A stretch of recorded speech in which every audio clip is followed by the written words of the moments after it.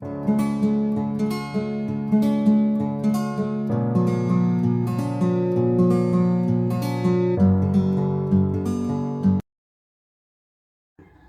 Everyone, आप सभी का study for UPSC PCS channel में स्वागत है। आज हम बहुत ही इंपॉर्टेंट सेक्शन पढ़ने जा रहे हैं। पर्यटन स्थल, जो बिहार में प्रमुख पर्यटन स्थल हैं उसको पढ़ेंगे। बीपीएससी का एग्ज़ाम 7 मई को कर दिया गया है, तो थोड़े से 7 दिन और मिलेंगे आपको पढ़ने के लिए। ओके, तो आज का लेक्चर सिर्फ वही नहीं है। अगर कोई बोले आज के बाद कि बिहार में पर्यटन नहीं होता है, तो उसको इन स्थलों के नाम गिनवा देना बैठ के। ओके, तो चलो शुरू करते। केबीसी नैनो की बुक है ये। इससे हम लाइन बाय लाइन पूरे चैप्टर को कंप्लीट करेंगे, उसके बाद इससे रिलेटेड क्वेश्चन भी करेंगे। इससे पहले मैंने केबीसी नैनो का अच्छा खासा भाग कंप्लीट कर दिया। हिस्ट्री, पॉलिटी, ज्योग्राफी, ये सब कंप्लीट हो गया है, तो जाके प्लेलिस्ट में आप देख सकते हैं। तो चलो शुरू करते हैं। इंट्रोडक्शन सेक्शन है ये। किसी भी राज्य अथवा राष्ट्र की अर्थव्यवस्था में वहाँ के पर्यटन स्थल की अहम भूमिका होती है। बिहार प्राचीन काल से ही देश और दुनिया के लोगों के लिए आकर्षण का केंद्र रहा है। महान धर्मों की जन्मस्थली, सांस्कृतिक संपन्नता, अपने ऐतिहासिक गौरव, भौगोलिक विविधता, प्राकृतिक सुंदरता के लिए यह प्रदेश लोकप्रिय है। पता ही है सबको। ये तो बौद्ध धर्म, जैन धर्म, आजीवक संप्रदाय, सूफी संत, सिख संप्रदाय से संबंधित यहाँ अनेक दार्शनिक स्थल हैं। पर्यटन के महत्व को देखते हुए राज्य सरकार ने इस क्षेत्र को उद्योग का दर्जा दिया हुआ है। बिहार पर्यटन का नया टैगलाइन है ब्लिसफुल बिहार, आनंदमय बिहार। ओके, चलो शुरू करते हैं। बिहार पर्यटन, बिहार घूमेंगे आज पूरा हम लोग। अगर आप चैनल पर नए हैं तो चैनल को सब्सक्राइब कर लीजिए। बिहार पर्यटन स्थलों का वर्गीकरण। पर्यटन को सरकार ने 1987 में मान्यता प्रदान किए जाने के बाद 7वीं पंचवर्षीय योजना काल से ही राजकीय निवेश को बढ़ावा दिया। बिहार राज्य पर्यटन विकास निगम का गठन करके राज्य सरकार ने पर्यटन उद्योग को प्रोत्साहन देने के विशेष उपाय किए। निगम के द्वारा बिहार के अनेक महत्वपूर्ण पर्यटन स्थलों के विकास एवं प्रचार के लिए विशेष कार्य किए गए। बिहार पर्यटन स्थल को 5 विभिन्न श्रेणियों में विभक्त किया जा सकता है। तीर्थ पर्यटन, ऐतिहासिक स्थल, वन अभयारण्य और स्वास्थ्य पर्यटन। ठीक है, ये 5 तरीकों में बिहार के पर्यटन स्थल को 5 भागों में बांटा गया है। तीर्थ में क्या होंगे? जो विभिन्न तीर्थ स्थान होते हैं विभिन्न धर्मों के।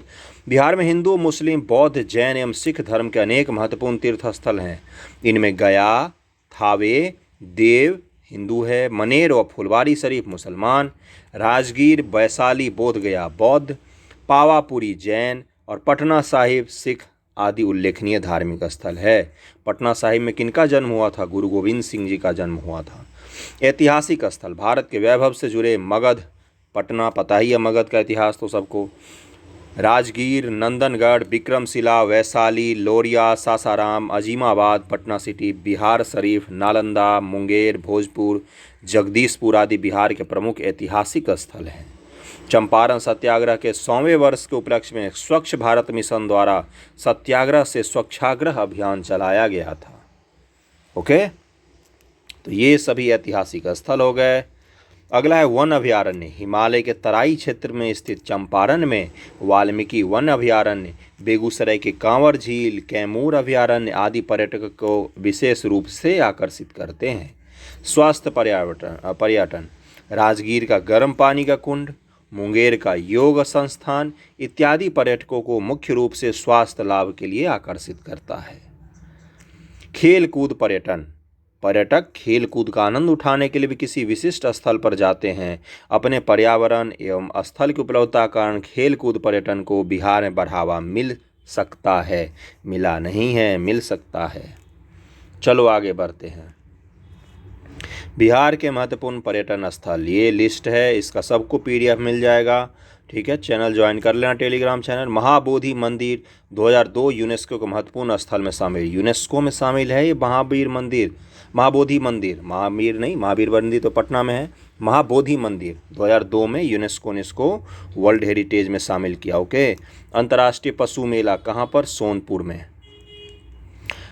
नालंदा महाविहार के अवशेष 2016 यूनेस्को के महत्वपूर्ण स्थल में शामिल हो गया। 2016 में यूनेस्को में नालंदा भी शामिल हो गया। 2002 में महाबोधि मंदिर शामिल हो गया। तो अभी तक 2 यूनेस्को वाले टकरा गए। शेर शाह का मकबरा कहाँ है? ये सासाराम में है। शेर शाह ने बनवाया था अपने जीवन काल में, उसने निर्माण शुरू कर दिया था अपने मकबरे का, बाद में उसके बेटे ने इसको पूरा किया।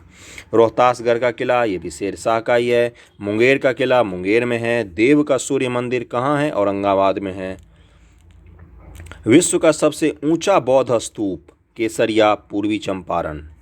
ग्लास ब्रिज राजगीर में, अभी अभी देखा होगा, नीतीश कुमार जी खड़े थे इस पर। मंडन मिश्र की जन्मस्थली महिषी में है। मंडन मिश्र की जन्मस्थली है। मंडन मिश्र कौन थे? ये शंकराचार्य से इन्होंने शास्त्रार्थ किया था और ये हार गए। तो मंडन मिश्र की पत्नी थी भारती। उन्होंने शंकराचार्य जी को चैलेंज किया कि आप हमसे शास्त्रार्थ कीजिए, और फिर भारती ने शंकराचार्य जी को हरा दिया था। तो महिषी में इनका जन्मस्थल है। विश्व शांति स्तूप राजगीर। वेणुवन राजगीर। बिंबसार की जेल राजगीर। बिंदुसार नहीं, बिंबसार। मनियार राजगीर में है। आजाद शत्रु का किला राजगीर में है। पांडु पोखर ये कहाँ है? राजगीर में है। पर्यटन परिपथ समृद्ध सांस्कृतिक विरासत और चारों ओर फैले ऐतिहासिक स्मारक स्थानों के लिहाजा से बिहार में भी पर्यटन की ज़बरदस्त संभावना है। जब भी संभावना या सत्ता शक्ति दिखे, यानी कि समझ जाना कि सरकार ने काम नहीं किया है। ओके।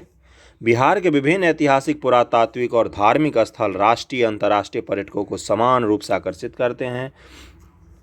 राज्य सरकार के पर्यटन विभाग ने 8 पर्यटन परिपथों की पहचान की है। 8 पर्यटन परिपथ की पहचान की है। अब इनको हम पढ़ेंगे कौन कौन सा। घोड़ा कटोरा झील कहाँ पर है? ये वन्य जीव से संबंधित परिपथ है। पहला अभयारण्य वन्य जीव से संबंधित परिपथ पढ़ रहे हैं। इसी तरह से 8 पर्यटन परिपथ आएंगे। ओके। तो घोड़ा कटोरा झील कहाँ है? नालंदा में। तेल्हार झरना कैमूर में।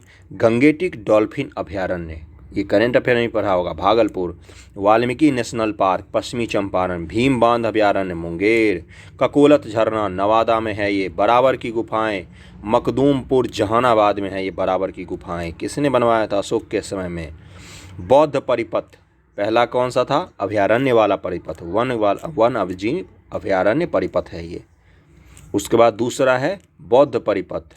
घोड़ा कहाँ है? ये गया, घूमने की जगह है ये। बोध गया ही है। राजगीर नालंदा। वैशाली में है। नालंदा में है। लौरिया नंदनगढ़ पश्चिमी चंपारण में, यहाँ पर अशोक का अभिलेख है लौरिया नंदनगढ़ में। लौरिया रारेजा ये भी पूर्वी चंपारण में है। लौरिया नंदनगढ़ पश्चिमी चंपारण में है। यहाँ सब अशोक के शिलालेख हैं। केसरिया पूर्वी चंपारण। विक्रमशिला किसने बनवाया था? धर्मपाल ने।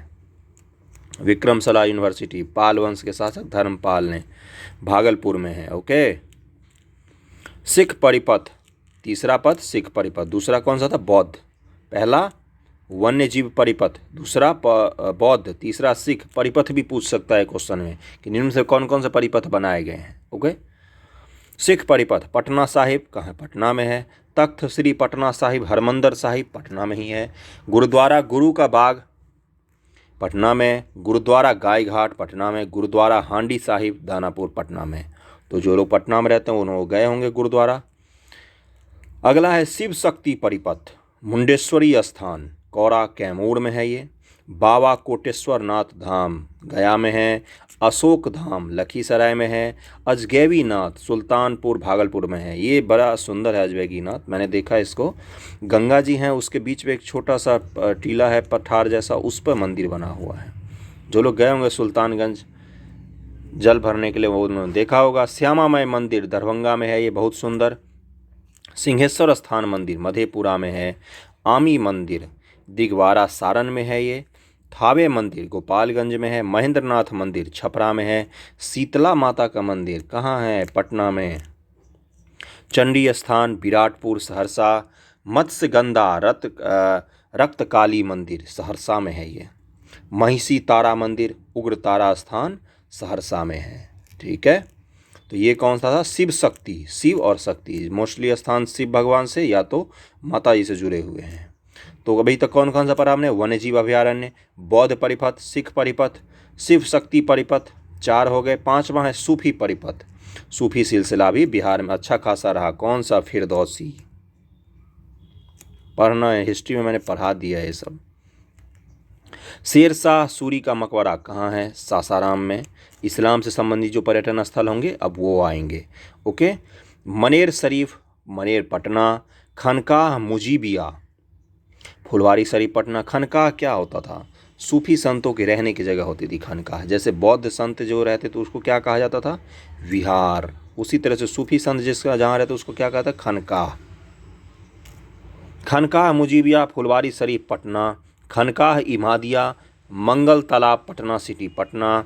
दरगाह शरीफ मिठन घाट पटना सिटी पटना। हाजीपुर करबला वैशाली में है ये। हसनपुर सिवान में है। बीबी कमला साहिब जहानाबाद में है। बड़ी दरगाह नालंदा में है। छोटी दरगाह ये भी नालंदा में ही है। तो ये सूफी परिपथ हो गया। ओके।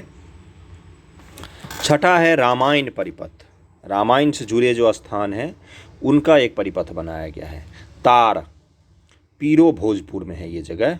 देवी अहिल्या मंदिर अहिरौली बक्सर में है। अहिल्या स्थान बक्सर में। राम रेखा घाट बक्सर में है। प्रेतशिला पहाड़ी ये गया में है। गिद्धेश्वर ये जमुई में है। काको ये जहानाबाद में है। सिंहेश्वर स्थान ये मधेपुरा लिखा है। एक सिंहेश्वर स्थान है दरभंगा में, ठीक है। कुशेश्वर स्थान सिंहेश्वर स्थान, ये सिंहेश्वर स्थान मधेपुरा में ही है। माय मिस्टेक, कुशेश्वर स्थान है दरभंगा में। मेरा मिस्टेक था, मेरी गलती थी। सिंहेश्वर स्थान मधेपुरा में ही है। फुल्लहर हरलखी मधुबनी में है। सीताकुंड मुंगेर में है। रामचूरा वैशाली में है। अहिल्या स्थान दरभंगा में भी है एक। माँ जानकी जन्मस्थली पुनौरा धाम ये सीतामढ़ी में है। सीतामढ़ी का मतलब ये तो सीता का मतलब सीता जी, मढ़ी का मतलब उनका घर, जन्मस्थल। माँ जानकी जन्मस्थली पुनौरा धाम ये सीतामढ़ी में है। हलेश्वर स्थान सीतामढ़ी में है। पंथ पाकर ये भी सीतामढ़ी में है। जानकीगढ़ या जानकीगढ़, चानकीगढ़ भी बोलते हैं इसको, पश्चिमी चंपारण में। और वाल्मीकि नगर पश्चिमी चंपारण में। वाल्मीकि अभयारण्य भी है पश्चिमी चंपारण में। जैन परिपथ, जैन धर्म पे आ गए अब हम। जैन परिपथ उनसे संबंधित जितने जगह हैं। वैशाली। पावापुरी कहाँ, किस ज़िले में? नालंदा। मंदार हिल्स बांका में। कुंडग्राम वैशाली में। कुंडलपुर नालंदा में। राजगीर नालंदा में। नाथनगर भागलपुर में। चंपानगर भागलपुर में। समोसरन नालंदा में। लछौर ये जमुई में है। ओके, ये जैन परिपथ था। 8वां परिपथ है गांधी परिपथ। गांधी जी से जुड़े हुए ये सारे परिपथ हैं। मोतिहारी तो पूर्वी चंपारण। सदाकत आश्रम दीघा पटना में। इसका हिस्ट्री है, पता होना चाहिए, एग्जाम में पूछेगा, जाके पढ़ना, ऊपर पढ़ाया है मैंने। गांधी संग्रहालय गांधी मैदान पटना। हजारीमल धर्मशाला बेतिया पश्चिमी चंपारण में है। भितिहरवा आश्रम गनौहा पश्चिमी चंपारण में।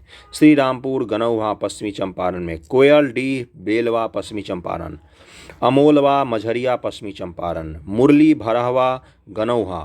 हरदिया कोठी नौतन, इन सब जगहों पर गए थे गांधी बाबा।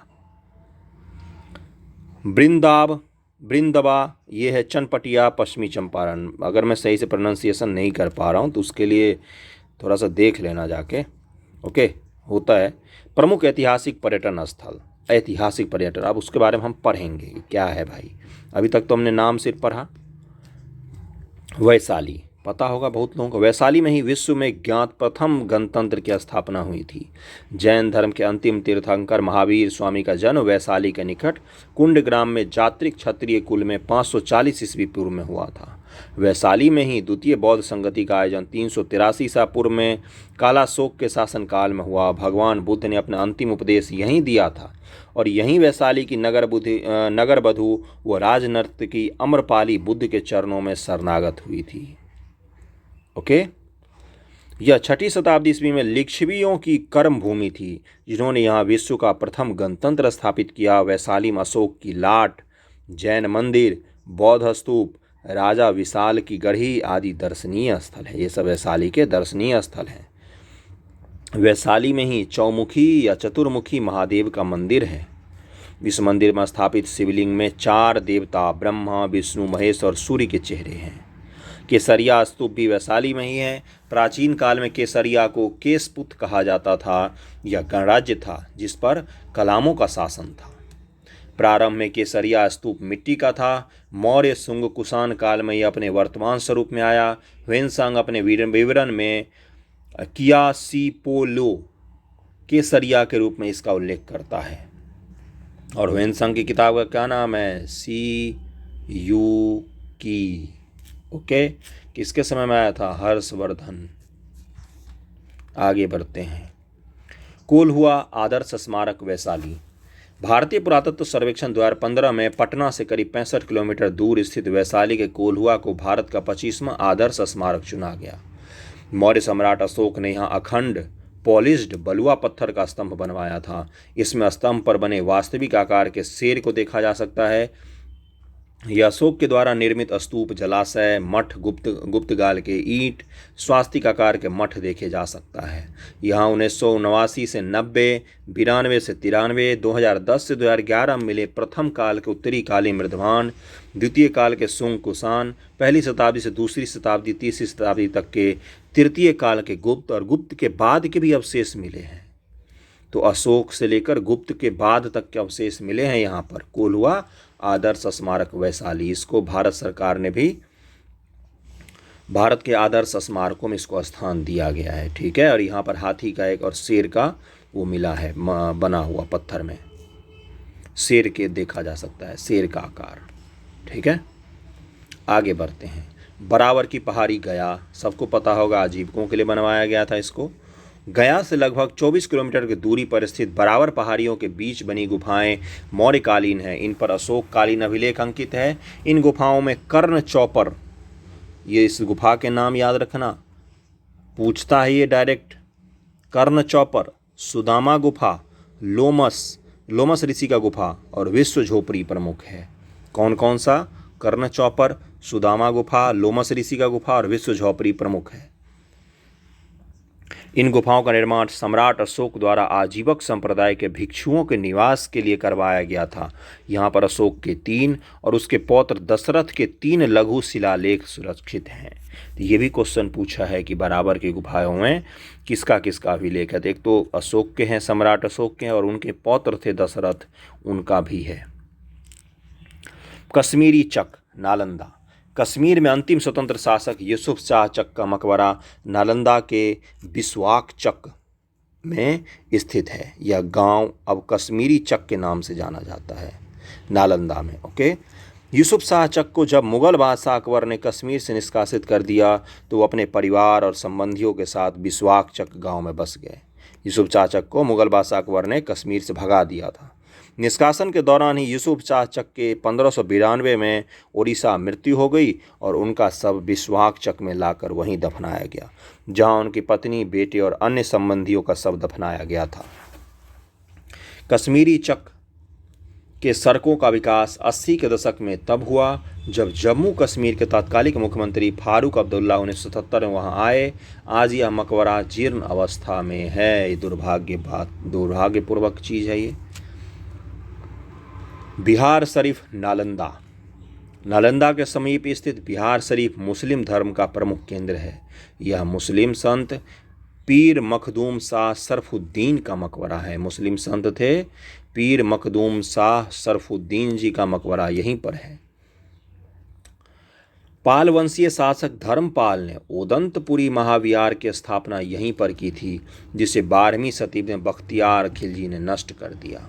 बिहार शरीफ ओदंतपुर महाविहार कहाँ बनवाया गया था? और धर्मपाल के द्वारा यहीं पर। बिहार शरीफ में 13वीं शताब्दी में निर्मित इब्राहिम मलिक बयां का मकबरा पुरातात्विक दृष्टिकोण से काफ़ी महत्वपूर्ण है। तो बिहार शरीफ नालंदा में है। नेक्स्ट पर चलते हैं सासाराम। पटना से 160 किलोमीटर की दूरी पर स्थित सासाराम में शेरशाह सूरी का अंतिम विश्राम स्थल है। सासाराम में शेरशाह तथा उसके पिता हसन खां सूर का मकबरा भारत में पठान निर्माण कला का उत्कृष्ट नमूना है। अब पठान निर्माण कला यानी कि अफगानी, ठीक है, अफगानी निर्माण कला की बात कर रही है। यहीं प्रसिद्ध कैमूर पहाड़ियाँ भी हैं, जो 1857-98 अंग्रेजों के विरुद्ध संघर्ष में बाबू अमर सिंह का ठिकाना बनी थी। सासाराम नगर के पूर्व में चंदपीर पहाड़ी पर एक गुफा में अशोक के शिलालेख पाए गए हैं। पहाड़ी की चोटी पर एक मुसलमान फकीर की दरगाह है जिसके नाम से यह पहाड़ी प्रसिद्ध है। अगला है पटना। वर्तमान बिहार की राजधानी पटना प्राचीन काल में पाटलिपुत्र, कुसुमपुरा, पुष्पपुरा के नाम से विख्यात थी। अजातशत्रु का बेटा उदयन ने सर्वप्रथम राजगीर की जगह पाटलिपुत्र को राजधानी बनाया। 16वीं शताब्दी में शेर शाह सूरी ने इस नगर का पुनर्निर्माण करवाया और 18वीं शताब्दी में औरंगजेब के पुत्र अजीमुस्शाह ने पाटलिपुत्र का नाम बदलकर अजीमाबाद रखा था। औरंगजेब के पौत्र ने। पटना स्थित शहीद स्मारक का निर्माण उन 7 छात्रों की स्मृति में किया गया है जो वर्ष 1942 के भारत छोड़ो आंदोलन में सचिवालय पर तिरंगा झंडा फहराने में शहीद हो गए थे। इन 7 छात्रों के नाम मैंने मॉडर्न हिस्ट्री में पढ़ाया है जब हम पढ़ रहे थे भारत छोड़ो आंदोलन। तो भारत के स्वतंत्रता के अवसर पर पटना लॉन का गांधी मैदान के रूप में नामांकन किया गया। पहले उसका क्या नाम था? पटना लॉन, गांधी मैदान का। महात्मा बुद्ध 2554वीं जन्म वर्षगांठ के अवसर पर बिहार सरकार द्वारा पटना में बुद्धा स्मृति पार्क जो है पटना रेलवे स्टेशन के बगल में ही है का विकास किया गया। इस पार्क का उद्घाटन 14वें दलाई लामा द्वारा किया गया था। जो दलाई लामा है वो पटना आए थे, उन्होंने इसका उद्घाटन किया था। बहुत सुंदर पार्क है ये, पटना रेलवे स्टेशन के बगल में ही है। सभ्यता द्वार पटना गांधी मैदान के पास गंगा नदी के तट पर सम्राट अशोक कन्वेंशन सेंटर परिसर में बिहार सभ्यता द्वार का निर्माण किया गया। रेड एंड व्हाइट स्टोन से निर्मित यह मौर्य वास्तुकला का उदाहरण है। इस द्वार पर 4 महापुरुषों महात्मा बुद्ध, भगवान महावीर, सम्राट अशोक और मेगास्थनीज के संदेशों को उकेरा गया है। इस द्वार पर किसके संदेशों को? महात्मा बुद्ध, भगवान महावीर और सम्राट अशोक, ये 3 हो गए। और मेगास्थनीज की बुक का क्या नाम है? इंडिका। और ये चंद्रगुप्त मौर्य के दरबार में आया था।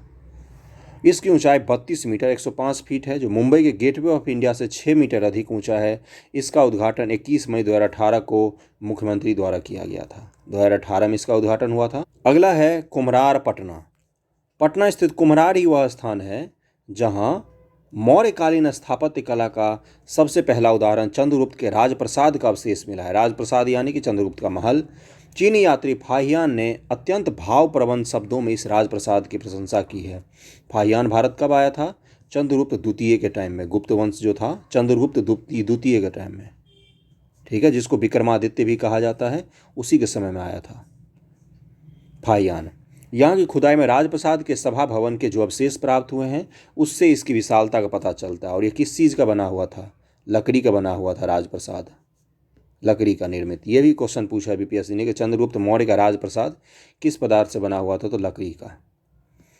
यह सभा भवन 80 खंभों वाला हॉल था। सभा भवन की लंबाई 140 फुट और चौड़ाई 120 फुट थी। सभा भवन के स्तंभ बलुआ पत्थर के बने हुए हैं, उनमें चमकदार पॉलिश की गई है। इस सभा भवन का फर्श और छत लकड़ी के थे। वर्ष 1914-15 की खुदाई, 1951 की खुदाई में कुल मिलाकर 40 पाषाण स्तंभ मिल चुके हैं अभी तक। कहाँ से? कुम्हरार पटना से। अगला है भागलपुर। गंगा के दाएं तट पर भागलपुर एक ऐतिहासिक नगर है। लगभग 8वीं शताब्दी में पाल वंशीय धर्मपाल द्वारा भागलपुर में विक्रमशिला विश्वविद्यालय की स्थापना की गई थी। पाल वंश का संस्थापक कौन था? गोपाल। इसको बंगाल के लोगों ने चुनकर राजा बना दिया था और इसके बाद पाल वंश की शुरुआत हुई थी। इस विश्वविद्यालय के सर्वाधिक प्रतिभाशाली भिक्षु कुलपति अतीश दीपंकर श्रीज्ञान लगभग 200 ग्रंथों की रचना की थी इन्होंने। ये कुलपति थे विक्रमशिला विश्वविद्यालय की। विक्रमशिला विश्वविद्यालय में जो बौद्ध धर्म है उसका वज्रयान शाखा की पढ़ाई होती थी, तंत्र मंत्र वाला बौद्ध धर्म, ठीक है। अगला है, और इसमें ये जो इस कुलपति थे इन्होंने 200 ग्रंथों की रचना की थी। 1203 में बख्तियार खिलजी के आक्रमण से विक्रमशिला विश्वविद्यालय नष्ट हो गया। इस संदर्भ में हमें मिनहाजुस सिराज के तबकात नासरी से जानकारी मिलती है। मिनहाजुस सिराज जो लेखक है उसने तबकात नासरी बुक लिखी है, उसी समय जानकारी मिलती है विश्वविद्यालय के नष्ट होने की। पूरन देवी मंदिर पूर्णिया, इन्हीं के नाम से पूर्णिया है। यह नगर ऐतिहासिक व धार्मिक दोनों दृष्टि से महत्वपूर्ण है। यहाँ अवस्थित माँ पूरन देवी का मंदिर बिहार के प्रसिद्ध मंदिरों में से एक है। यहाँ पर हर वर्ष दशहरा के समय माँ पूरन देवी की आराधना के लिए भक्तजनों की भीड़ रहती है। अगला है जगदीशपुर किला आरा। सबको पता है जगदीशपुर किस लिए फेमस है? जगदीशपुर किला भोजपुर जिला के जिला मुख्यालय से आरा से 35 किलोमीटर दूर दक्षिण पश्चिम में स्थित है। जगदीशपुर अपने इतिहास के कारण प्रसिद्ध है। 1857 की स्वतंत्रता की लड़ाई के दौरान मिट्टी के पुत्र बाबू कुंवर सिंह, इनको किस उपमा दी जाती है? उपमा मिट्टी के पुत्र, बिहार के प्रथम स्वतंत्रता सेनानी थे। 80 वर्ष की उम्र में तलवार चलाते थे, कभी अंग्रेजों से एक भी युद्ध नहीं हारे ये। जगदीशपुर किला जहां बाबू कुंवर सिंह ने निवास किया था, स्वतंत्रता की पहली लड़ाई का केंद्र था, जिसकी वजह से इस किले का ऐतिहासिक महत्व है। वर्तमान में मुख्य 2 मंजिला विशाल भवन के अलावा इसके दोनों तरफ 2 बड़े टैंक हैं और भवन के सामने कचहरी है। मुख्य भवन के सामने घोड़े पर विराजमान बाबू कुंवर सिंह की विशाल मूर्ति स्थापित है। बाबू कुंवर सिंह 1857 के विद्रोह में एकमात्र ऐसे विद्रोही थे जिन्होंने अंग्रेजों से एक भी युद्ध नहीं हारा और अंत में घायल हो गए और फिर इनकी मृत्यु हो गई थी। युद्ध के दौरान नहीं मरे थे। लेकिन जामी मस्जिद हाजीपुर बिहार राज्य की राजधानी पटना के उत्तर में लगभग 11 मील दूर गंडक नदी के पूर्वी किनारे पर स्थित है। हाजीपुर का नामांकन 1345 से 1358 के बीच बंगाल के शासक हाजी इलियास शाह के नाम पर किया गया है। यही क्वेश्चन पूछ सकता है, हाजी इलियास शाह के नाम पर हाजीपुर का नाम पड़ा है, हाजीपुर। ठीक है, इसको हाजीपुर लोग बोलते हैं लेकिन हाजीपुर नाम है इसका। चिनिया केला के लिए प्रसिद्ध है। इनके किले के भीतर एक मस्जिद का निर्माण किया गया जिसे जामी मस्जिद के नाम से जाना जाता है। यह मस्जिद 84.5 फीट लंबी, 33.5 फीट चौड़ी है। यह मस्जिद 3 गुंबदों से घिरी हुई है, जिसमें से बीच वाला गुंबद अन्य से बड़ा है। इसके द्वार के पत्थर पर रचित शिलालेख सन 1587 में इसके निर्माण का विवरण देते हैं। यह मस्जिद मुगल काल से संबंधित सबसे उल्लेखनीय स्मारकों में से एक है। तो जामी मस्जिद हाजीपुर। दाऊद खान किला दाऊद नगर औरंगाबाद में है। औरंगाबाद में एक और स्थल है देव का सूर्य मंदिर। ओके, यह किला सोन नदी के पूर्वी तट पर स्थित है। इसे 17वीं शताब्दी में औरंगजेब के अधीन बिहार के राज्यपाल दाऊद खां द्वारा स्थापित किया गया था। दाऊद खां ने चेरों को हराकर पालामू पर विजय प्राप्त की एवं विजय यात्रा से लौटने के दौरान उसने अस्थायी तौर पर यहाँ डेरा डाला। अपने नाम पर बाद में इस शहर की स्थापना की। कालांतर में बुकनान के द्वारा इसे कपड़े एवं अफीम कारखाने के साथ एक समृद्ध शहर के रूप में देखा गया। हजारीमल धर्मशाला बेतिया अगला है। वर्ष 1892 में, कब? 1892 में निर्मित हजारीमल धर्मशाला बेतिया में स्थित है। यहीं से महात्मा गांधी ने दक्षिण अफ्रीका से लौटने के बाद प्रथम सत्याग्रह आंदोलन की शुरुआत की थी। एक बड़ी संख्या में स्वतंत्रता सेनानी जैसे आचार्य JB कृपलानी, बाबू कुंवर सिंह, राजेंद्र प्रसाद, सरोजनी नायडू, ब्रज किशोर प्रसाद आदि ने यहाँ से स्वतंत्रता आंदोलन में बढ़ चढ़ कर हिस्सा लिया था। तो बेतिया में है ये हजारीमल धर्मशाला बेतिया। अगला है मुंगेर किला। मुंगेर भी ऐतिहासिक शहर है बिहार का। मुंगेर के सबसे महत्वपूर्ण स्मारकों में से एक यह मुंगेर किला गंगा नदी के किनारे स्थित है, चट्टानी प्रस्तर पर निर्मित है। यह किला 222 एकड़ में स्थित है एवं इसका प्रांगण 2.5 मील की दूरी तक फैला हुआ है।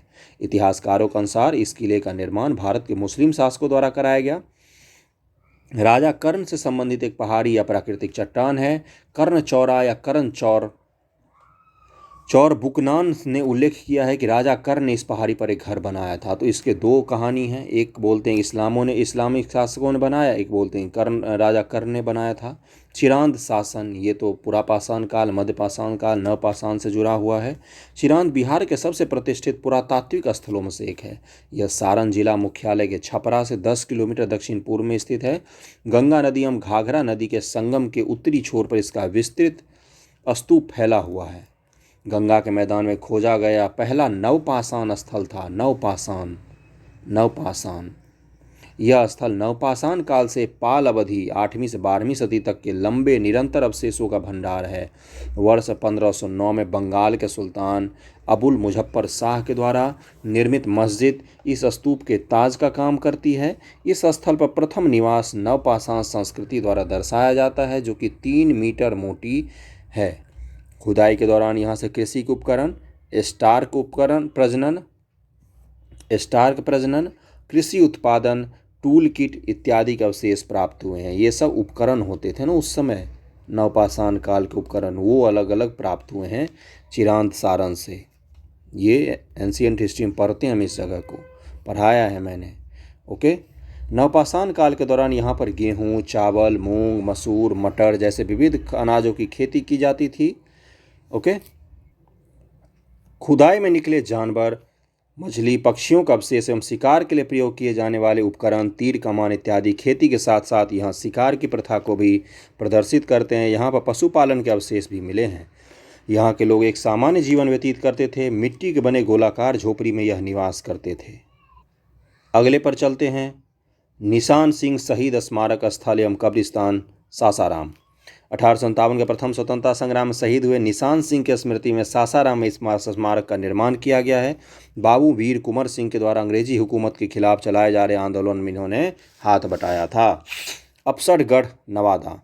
अफसरगढ़ पूरा स्थल नवादा जिला के वारसलीगंज में स्थित है। वारसलीगंज में स्थित है। इस टीले के ऊपरी समतल भूमि पर 2 पाल कालीन प्रतिमाएं हैं। पाल काल के प्रतिमा हैं। कहाँ पर? नवादा जिला में, अफसरगढ़ में। एक प्रतिमा भूमि के नीचे दबी हुई है एवं एक अन्य प्रतिमा टीले के पूर्व में पत्थर के चबूतरे पर रखी हुई है। यह प्रतिमा विष्णु की प्रतीत होती है। इस टीले में छिपे भग्नावशेषों का काल परवर्ती गुप्त काल से लेकर पाल काल के बीच है। इस टीले पर जो भवन के अवशेष मिले हैं वो गुप्त से लेकर और पाल के समय तक हैं। आगे बढ़ते हैं। इसके पुरातात्विक ऐतिहासिक महत्व को देखते हुए वर्ष 2011 में राज्य सरकार द्वारा एक पुरास्थल को सुरक्षित स्मारक और स्थान घोषित किया गया। अगले पर चलते हैं। पार्वती पहाड़ी, नवादा। पार्वती पहाड़ी पर स्थित यह पुरास्थल नवादा जिले के काशी चक्र प्रखंड में स्थित है। यह पुरास्थल जिला मुख्यालय नवादा से लगभग 39.5 किलोमीटर की दूरी पर स्थित है। ये दूरी मायने नहीं रखता है, बस ये याद रखना नवादा में है ये। इस पहाड़ी की पहचान वेदिया पर्वत से की जाती है। यही हमारा क्वेश्चन बन गया। वेदिया पर्वत से पहचान किस पहाड़ी की जाती है? तो पार्वती पहाड़ी नवादा की जाती है। जिसका उल्लेख बौद्ध साहित्य सुमंगल विलासिनी में किया गया है। सुमंगल विलासिनी जो बौद्ध साहित्य है उसमें वेदिया पर्वत की जो चर्चा की गई, वो वेदिया पर्वत कौन है? पार्वती पर्वत नवादा है। इस पहाड़ी पर 3 स्तूप होने के साक्ष्य प्राप्त होते हैं, जिनमें एक मुख्य स्तूप है जो पहाड़ी के पश्चिमी हिस्से में सबसे ऊंचे स्थान पर है। पार्वती पहाड़ी, जिसे दरियापुर पार्वती पहाड़ी भी कहा जाता है, पुरातात्विक अवशेषों से भरा हुआ है। यह पहाड़ मुख्य रूप से प्राचीन काल का एक बौद्ध स्थल प्रतीत होता है। पहाड़ जो है लगता है जैसे प्राचीन काल में कोई बौद्ध स्थल था। चीनी यात्री ह्वेनसांग द्वारा उल्लिखित कपोत बिहार मठ के संरचनात्मक अवशेष इस पुरातात्विक स्थल से प्राप्त हुए हैं। यहीं पर हमारा दूसरा क्वेश्चन भी बन गया इससे कि कपोत बिहार मठ जो है वो किस जिले में है? कपोत बिहार मठ तो नवादा जिले में है। कपोत बिहार मठ, जिसकी चर्चा किसने की है? चीनी यात्री ह्वेनसांग ने की है, जिसकी किताब का क्या नाम है? सी यू की। और ये किसके समय में आया था? हर्ष के समय में आया था। हर्षवर्धन जो था उसके समय में आया था शासक। अगले पर चलते हैं। जॉर्ज ऑरवेल का जन्म स्थल मोतिहारी। जॉर्ज ऑरवेल का असली नाम एरिक ब्लेयर है। जॉर्ज ऑरवेल का जन्म मोतिहारी में 25 जून 1903 को हुआ था। उसके पिता रिचर्ड ब्लेयर ऑरवेल के जन्म के समय ब्रिटिश एजेंट थे। ऑरवेल ने इंग्लैंड में एटन एंड वेलिंगटन यूनिवर्सिटी से अपनी पढ़ाई पूरी की। जॉर्ज ऑरवेल को अंग्रेजी भाषा के सबसे बड़े साहित्यकार रचनाओं में से एक माना जाता है। रचनाकार थे बहुत बड़े जॉर्ज ऑरवेल। उनके कई प्रकाशित कृतियों में वर्ष 1945 में प्रकाशित एनिमल फार्म, वर्ष 1949 में प्रकाशित 1984 अत्यधिक प्रशंसित कल्पित कथाएं हैं जो सत्तावादी शासन पर तंज व्यंग्यपूर्वक टिप्पणी है। तो जॉर्ज ऑरवेल जो है इनका जन्म कहाँ पर हुआ था? यहाँ पर हुआ था मोतिहारी में 1903 में। ये अंग्रेज रेजिडेंट थे इनके पिताजी। और इनकी कौन सी किताब है? एनिमल फार्म और 1984 इनकी किताब है। ओके, तो ये सब इनकी किताबें हैं। इनका जन्म बिहार में ही हुआ था। ये बहुत बड़े इंग्लिश रचनाकार हैं। टेकारी किला, गया।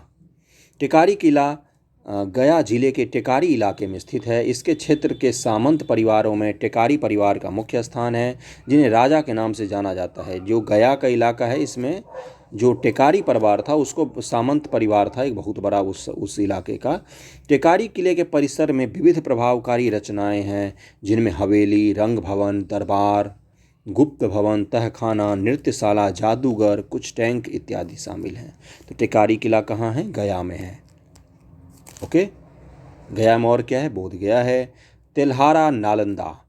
यह पूरा स्थल नालंदा जिला के अंतर्गत एकंगरासराय प्रखंड में अवस्थित है। एकंगरसराय इसका उत्खनन पुरातत्व निदेशक बिहार के द्वारा करवाया गया। उत्खनन क्रम में यहाँ से ईस्वी सन प्रथम शताब्दी में स्थापित महाविहार के भग्नावशेष प्राप्त हुए हैं। और क्या है नालंदा महाविहार है। यहाँ से बाहुल्य संख्या में प्रस्तर एवं धात्विक प्रतिमाएं प्राप्त हुई हैं। साथ ही गुप्तोत्तर एवं मोखरी लिपि में उत्कीर्णित अनेक मुहर एवं मुद्रांक प्राप्त हुए हैं। इस पुरास्थल की पहचान 7वीं शताब्दी में भारत भ्रमण पर आए चीनी यात्री ह्वेनसांग, 19वीं शताब्दी में ब्रिटिश पुरातत्वविद जो थे अलेक्जेंडर कनिंघम और A.M. ब्रोडेल द्वारा वर्णित तेल्हारा महाविहार से की गई है। ये जो इतिहासकार हैं और ये जो यात्री है चीनी, इन सब ने एक की जगह की चर्चा की है, तिलाढक। तो तिलाढक तेल्हारा नालंदा में महाविहार है। ये महाविहार यानी कि जहाँ पर बौद्ध भिक्षु लोग रहते थे। ओके। मैरिसन बिल्डिंग पटना सदर अंचल अंतर्गत प्रसिद्ध गोलघर से सटे पूर्व में अवस्थित है। यह भवन मुख्य रूप से ऑस्ट्रेलियाई देश के मूल निवासी मैरिसल नामक महिला का निवास स्थान था। इस भवन का निर्माण अंग्रेजी शासनकाल में किया गया था, मैरिसन बिल्डिंग का। और ये ऑस्ट्रेलिया के रहने वाली महिला थी जो इसमें रहती थी। लॉर्ड मिंटो टावर जमुई जिला के गिद्धौर में अवस्थित लॉर्ड मिंटो का टावर 1906 में महाराजा रामेश्वर सिंह द्वारा किया गया था निर्माण। इस टावर का निर्माण लॉर्ड मिंटो के द्वारा की गई विजय की याद में किया गया था। यह टावर ब्रिटिश काल में प्रचलित स्थापत्य शैली की एक अनमोल धरोहर है। लॉर्ड मिंटो का टावर जमुई में, कहाँ पर है? जमुई में। राजा भोज का किला बक्सर जिले के डुमराव प्रखंड के अंतर्गत ग्राम पंचायत भोजपुर जदीद या नया भोजपुर ग्राम के विद्यालय प्रांगण में बिहार शिक्षा परियोजना द्वारा संचालित योजना से संबंधित भवन निर्माण हेतु नींव की खुदाई में भूपटल से लगभग 8 फीट नीचे एक प्राचीन कमरा मिला, जिसका निर्माण सुर्खी चूने की सहायता से लखौरी ईंट के द्वारा किया गया था। इस कमरे के पूर्वी भाग में प्रवेश द्वार भी प्राप्त हुआ। कमरे के उत्तरी भाग में बने प्रवेश द्वार भी प्राप्त हुए। कमरे के उत्तरी भाग में बने प्रवेश द्वार से आगे बढ़ने पर एक लंबा गलियारा प्राप्त हुआ। माना जाता है कि यह अवशेष राजा भोग के किले नवरत्नगढ़ से संबंधित हैं। राजा भोग का किला था नवरत्नगढ़ में, उसी से संबंधित ये जगह है। यहाँ पर ये पुरातात्विक कमरा मिला था एक, कहाँ पर? बक्सर के डुमराव में है। लारी अरवल जिला के कुर्था प्रखंड के अंतर्गत लारी ग्राम स्थित है। इस ग्राम के मध्य भाग में एक विशालकाय टीला अवस्थित है जो पुरातात्विक दृष्टिकोण से महत्वपूर्ण है। यह टीला लगभग 27 एकड़ भूखंड में फैला हुआ है। टीले से पूर्व कुछ दूरी पर बनैया नदी है जो मुरहर नदी की एक शाखा है जो प्रवाहित होती है। टीले के ऊपरी भाग पर प्राचीन ईंट की संरचनाएं मिली हैं। निरीक्षण के क्रम में यहाँ से कृष्णा लोहित मृदभांड, उत्तरी कृष्णा परिमार्जित मृदभांड और लाल मृदभांड इतिहास जब पर हो गए तो अलग अलग सभ्यता, जैसे ये भारत है, मान लेते हैं भारत बहुत गंदा बना है मैं जानता हूँ, ऊपर का उत्तर दक्षिण नॉर्थ ईस्ट पश्चिम सारे भारत को ना अलग अलग कलर के मृदभांडों के आधार पर हम बांटते हैं कि grey printed ware, black polished ware या धूसर मृदभांड। तो इस आधार पर हम अलग अलग मृदभांड में बांटते हैं। तो यहाँ पर भी लाल मृदभांड, परिमार्जित कृष्ण भग मृदभांड, उत्तरी काले कृष्ण को उत्तरी काले मृदभांड की बात कर रहा है, नॉर्थ ब्लैक मृदभांड की बात कर रहा है ये। ओके, तो ये मिले हैं यहाँ से लारी अरवल से। एक गांव के बीच में टीला है। टीला यानी कि एक ऊंचा सा जगह है, चारों तरफ गांव बसा हुआ है। तो कोई पहाड़ अगर नहीं है, ये टीला है, तो ये माना जाता है कि ऐतिहासिक रूप से कोई जगह रहा होगा जो मिट्टी से बाद में ढक गया, इस पर पेड़ पौधे बन गए हैं। ठीक है, जन्म ले लिया, पेड़ पौधे आ गए हैं। तो ये टीला की जब खुदाई की जाती है, जैसे हड़प्पा है, मोहनजोदड़ो है, वो भी तो एक टीला ही तो था। जब उसको खोदा गया रेल पटरी बिछाने के लिए, तब पता चला कि ये पूरा पूरा एक शहर बसा हुआ है मिट्टी के नीचे। आगे बढ़ते हैं। टीले के ऊपरी भाग पर प्राचीन ईंट संरचनाएं और लाल मृदभांड ये सब प्राप्त हुए। उत्तरी काले मृदभांड प्राप्त हुए। यहाँ पर मानवीय गतिविधियाँ ताम्रपाषाण काल से लेकर मध्यकाल तक लगातार रही है। समझ रहे हो, बहुत पुराना से, ताम्रपाषाण से मध्यकाल तक। बेस्वकगढ़ नालंदा जिला के इस्लामपुर प्रखंड के अंतर्गत इस्लामपुर से लगभग 7 किलोमीटर उत्तर पश्चिम दिशा में इस्लामपुर पटना सड़क पर शेख अब्दुल्ला मोड़ से लगभग 13 किलोमीटर पूर्व, पूरा का पूरा पता दे दिया इसने, पूर्व बेस्वक गांव स्थित है। इस गांव को उत्तर पूर्व दिशा में गढ़ है जिसकी लंबाई 70 मीटर, चौड़ाई 50 मीटर, ऊंचाई 4 मीटर। क्या ये हमें याद रखना है? बिल्कुल भी नहीं। बेसवगढ़ कहाँ है? नालंदा में है, बस ये याद रखना है। इतना एड्रेस नहीं पूछेगा, पिन कोड लिख देता तो पहुंच जाते लोग वहाँ। किले के ऊपरी एवं निचली सतह पर कृष्ण मार्जित मृदभान, यही ब्लैक पॉलिश्ड, मार्जित का मतलब पॉलिश्ड, ब्लैक पॉलिश्ड मृदभान और रेड मृदभान, लाल मृदभान प्राप्त हुए हैं। गढ़ के उत्तरी भाग में मध्यकालीन ईंटों की संरचना दिखाई पड़ती है। सर्वेक्षण के क्रम में यहाँ से शुंग कुषाण काल से लेकर पूर्व मध्यकाल तक के पुरावशेष प्राप्त हुए हैं। शुंग कुषाण काल से लेकर पूर्व मध्यकाल तक के अवशेष प्राप्त हुए हैं।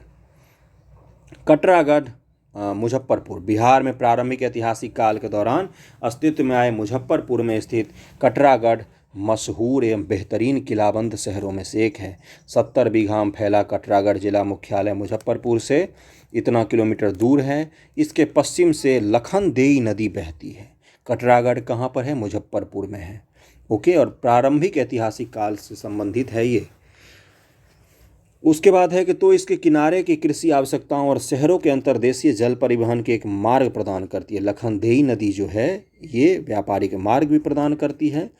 इस शहर को शुंग काल, द्वितीय प्रथम शताब्दी ईसा पूर्व के दौरान किलाबंद किया गया था। ये छोटा सा जो कटरागढ़ है इसको किलाबंद किया गया है शुंग काल के दौरान, और ये नदी के किनारे है, इसलिए इस शहर क्यों इंपॉर्टेंट रहा होगा?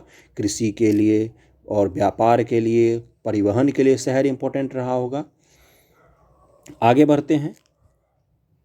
शुंग काल के दौरान इसका किलाबंद किया गया था इसको। किले की दीवार का निर्माण एक लंबी प्रक्रिया थी जिसे 3 चरण मौर्य काल, शुंग काल, कुषाण काल में पूरा किया गया। ये किला का जो दीवार है इसको चारों तरफ से घेरा हुआ, उस किले का दीवार का निर्माण 3 काल में किया गया। मौर्य काल में, मौर्य के बाद कौन आते? शुंग काल में, शुंग के ठीक बाद कुषाण काल आते। इन तीनों काल में इस किले का दीवार का निर्माण किया गया। ओके, अगला है अलावल खान का मकबरा। अलावल खान का मकबरा रोहतास जिले के मुख्यालय सासाराम शहर के दक्षिण में स्थित है। यह शहर बिहार के सबसे महत्वपूर्ण मध्ययुगीन शहरों में से एक है। अलावल खान पठान शासक शेर शाह के मकबरे का निर्माण प्रभारी था।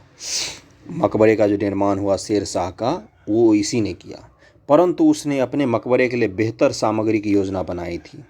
अपना मकबरा का भी योजना बना दे, जिसके लिए शेर शाह द्वारा अलावल खान को अपमानित होना पड़ा। अलावल खान का मकबरा केवल पूर्व, दक्षिण एवं उत्तर में 3 प्रवेशों द्वार के साथ चिनाई के उत्तर उच्च पत्थर की दीवार से घिरा हुआ है, परंतु अब केवल पूर्वी प्रवेश द्वार द्वारा कार्यात्मक एवं अन्य 2 द्वार बंद हो चुके हैं। तो सबसे पहली बात तो शेर शाह सूरी जो अपना मकबरा बनवाया, तो मकबरा बनाने का काम किसको सौंपा था? तो अलावल खां को। अलावल खां ने क्या बहादुरी की कि शेर शाह सूरी से भी अच्छा अपने मकबरे का प्लान कर लिया, इसलिए शेर शाह सूरी ने इसको अपमानित भी किया था। तो अलावल खान कौन था? तो शेर शाह सूरी जो मकबरा निर्माण प्रभारी था, ये शेर शाह सूरी के मकबरे का निर्माण का प्रभारी था। ये सबसे पहली बात तो यही, बीपीएससी है ये भी पूछ लेगा। आगे बढ़ते हैं। मकबरे के पूर्वी एवं पश्चिमी दीपार पर कपोलास चढ़ाया गया है, जो प्रधान द्वार कार्यात्मक है एवं अन्य 2 द्वार बंद हो चुके हैं। प्रांगण में अलावल खान के मकबरे के साथ उसके 2 प्रियजनों का मकबरा भी मौजूद है। तो हमारे लिए इम्पोर्टेंट क्या, अलावल खां का मकबरा कहाँ है? तो रोहतास में है। कौन था ये? शेर शाह सूरी का मकबरा निर्माण का प्रभारी था। बेगू हज्जाम की मस्जिद, पटना। बेगू हज्जाम की मस्जिद मुग़ल शासन काल के पूर्व निर्मित पटना की सबसे पुरानी मस्जिद है। मुग़ल काल से पूर्व पटना की सबसे पुरानी मस्जिद है। दिलचस्प बात यह है कि इस मस्जिद का नाम इसके बिल्डर के नाम पर न होकर इसके इनोवेटर के नाम पर नामांकित है। कितनी सुंदर बात है ये। यह मस्जिद पटना साहिब के खाजकला घाट रोड पर स्थित है। इस मस्जिद का निर्माण गौर के सुल्तान अलाउद्दीन शाह के शासनकाल में खान मुअज्जम नाजिर द्वारा किया गया था। बाद में बेगू हज्जाम के द्वारा इसे नवनिर्मित किया गया। ओके, इसीलिए ये बेगू हज्जाम के नाम पर है। गोलघर, पटना। जो लोग पटना गए होंगे, घूमे होंगे अगर यहाँ पर, तो देखा होगा। गोलघर ब्रिटिश सरकार के द्वारा बनाई गई सबसे उत्कृष्ट रचनाओं में से एक है। यह पटना के गंगा किनारे बांकीपुर क्षेत्र में स्थित है। गोलघर का निर्माण ईस्ट इंडिया कंपनी के द्वारा नियुक्त इंजीनियर कैप्टन जॉन गारस्टीन के द्वारा 1786 में करवाया गया। तो गोलघर का निर्माण सबसे पहले किसने किया? कैप्टन जॉन गारस्टीन ने किया था। तो ये क्वेश्चन भी पूछा है बीपीएससी ने। एक भव्य वृत्ताकार गोलघर का निर्माण भारी मात्रा में अनाजों को एक जगह जमा करने के लिए किया गया। अंग्रेजी और पर्शियन भाषा में लिखित 2 शिलालेख इसके निर्माण का विवरण देते हैं। जो अकाल आता था ना, तो अकाल का जब अकाल समिति बनाई गई, स्ट्रेची आयोग वगैरह, तो उसने सुझाव दिया कि अब खाद्यान्न को बांटें। तो इसमें खाद्यान्न जमा करके रखते थे, गोलघर बनाया होगा, उसमें खाद्यान्न जमा करके रखते थे और फिर यहाँ से बांटा जाता था। ओके, यह ब्रिटिश सरकार द्वारा निर्मित महत्वपूर्ण इमारतों में से एक है। यह इमारत ग्रीक रोमन पद्धति में निर्मित न होकर ऐतिहासिक भारतीय पद्धति के स्तूप कला से प्रभावित है। ये ग्रीक रोमन में नहीं है, ये भारत में जो पहले स्तूप बनाए जाते थे, ऐसे देखा होगा अगर बौद्ध स्तूप कोई, तो उसी आधार पर बने हैं ये, समझ गए। तो ये इसकी विशेषता है कि बनाया तो इसको अंग्रेजों ने, लेकिन ये बना है भारतीय शैली में ही। अगला है कि हाँ, ये ग्रीक रोमन शैली में ना बनकर अपने भारतीय कला से बनी है। 2 फीट ऊंची प्लिथ पर निर्मित यह विशाल गुंबद 29 फीट ऊंचा है। इसकी दीवारें तथा चौड़ी ईंटें काफ़ी आकर्षक हैं। जिन्होंने देखा होगा वो जानते होंगे। मुरली भरा हुआ पश्चिमी चंपारण, सर्च कर लेना, तुम भी देख लेना। यह राजकुमार शुक्ल का जन्म स्थल है। राजकुमार शुक्ल ने संकल्प लिया था कि नील की खेती करने वाले किसानों को न्याय दिलाकर रहेंगे। गांधी जी को वह चंपारण लाए थे और चंपारण सत्याग्रह आंदोलन की शुरुआत हो सकी थी। गांधी मूवी देखी होगी, अगर यूट्यूब पर है तो उसमें दिखाया है इनको। अगला है सदाकत आश्रम पटना, अच्छी मूवी है। स्वराज की भावना से उत्प्रेरित होकर स्वतंत्रता सेनानी मजरूल हक ने दीघा के पास अपने मित्र खैरू मियाँ की ज़मीन पर सदाकत आश्रम की स्थापना 1921 में किया था। किसने किया था? मजरूल हक ने। मजरूल हक जी हैं, बिहार का जो मॉडर्न हिस्ट्री हमने पढ़ा है KBC में, बहुत बार इनका नाम आता है। ने दीघा के पास अपने मित्र खैरू मियाँ की ज़मीन पर सदाकत आश्रम की स्थापना 1921 में किया था। ओके, 30 दिसंबर 1921 को मजरूल हक ने यहाँ से द मदरलैंड नामक पत्र का प्रकाशन किया। इस पत्र पर अंग्रेजी सरकार ने प्रतिबंध लगा दिया था। यह आश्रम बिहार वासियों के लिए स्वराज की प्रेरणा स्रोत भी रही है। प्रथम राष्ट्रपति डॉक्टर राजेंद्र प्रसाद अवकाश ग्रहण करने के पश्चात इस आश्रम में अपना निवास स्थल बनाया था। आगम कुआं पटना।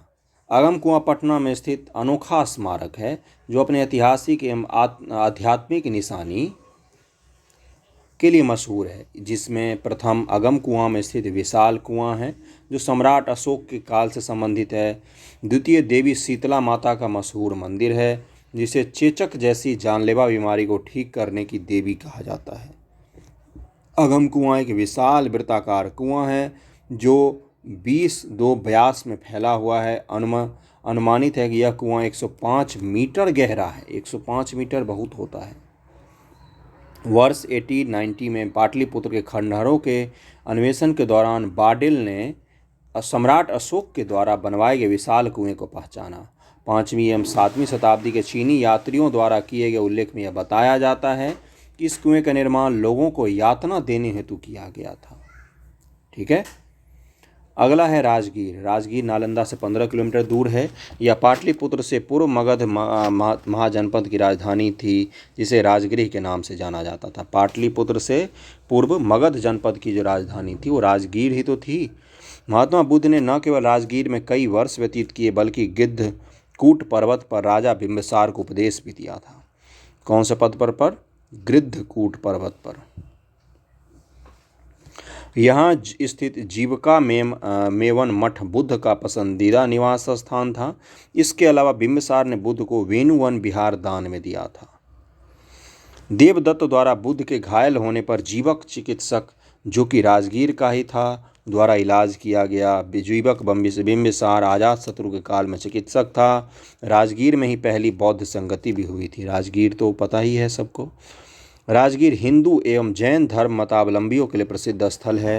राजगीर में दार्शनिक स्थल जरासंध का अखाड़ा, जीविका मेवन उद्यान, अजातशत्रु का किला, 6ठी शताब्दी ईसा पूर्व, शांति स्तूप, वेणुवन, सोन भंडार गुफा, बिंबिसार जेल, पिप्पल गुफा, स्वर्ण भंडार, गिद्धकूट, मनियार मठ, जैन मंदिर, गर्म कुंड। इसके अलावा से पांडु पोखर, घोड़ा कटोरा झील जो है, घोड़ा कटोरा झील, ये भी राजगीर में ही है।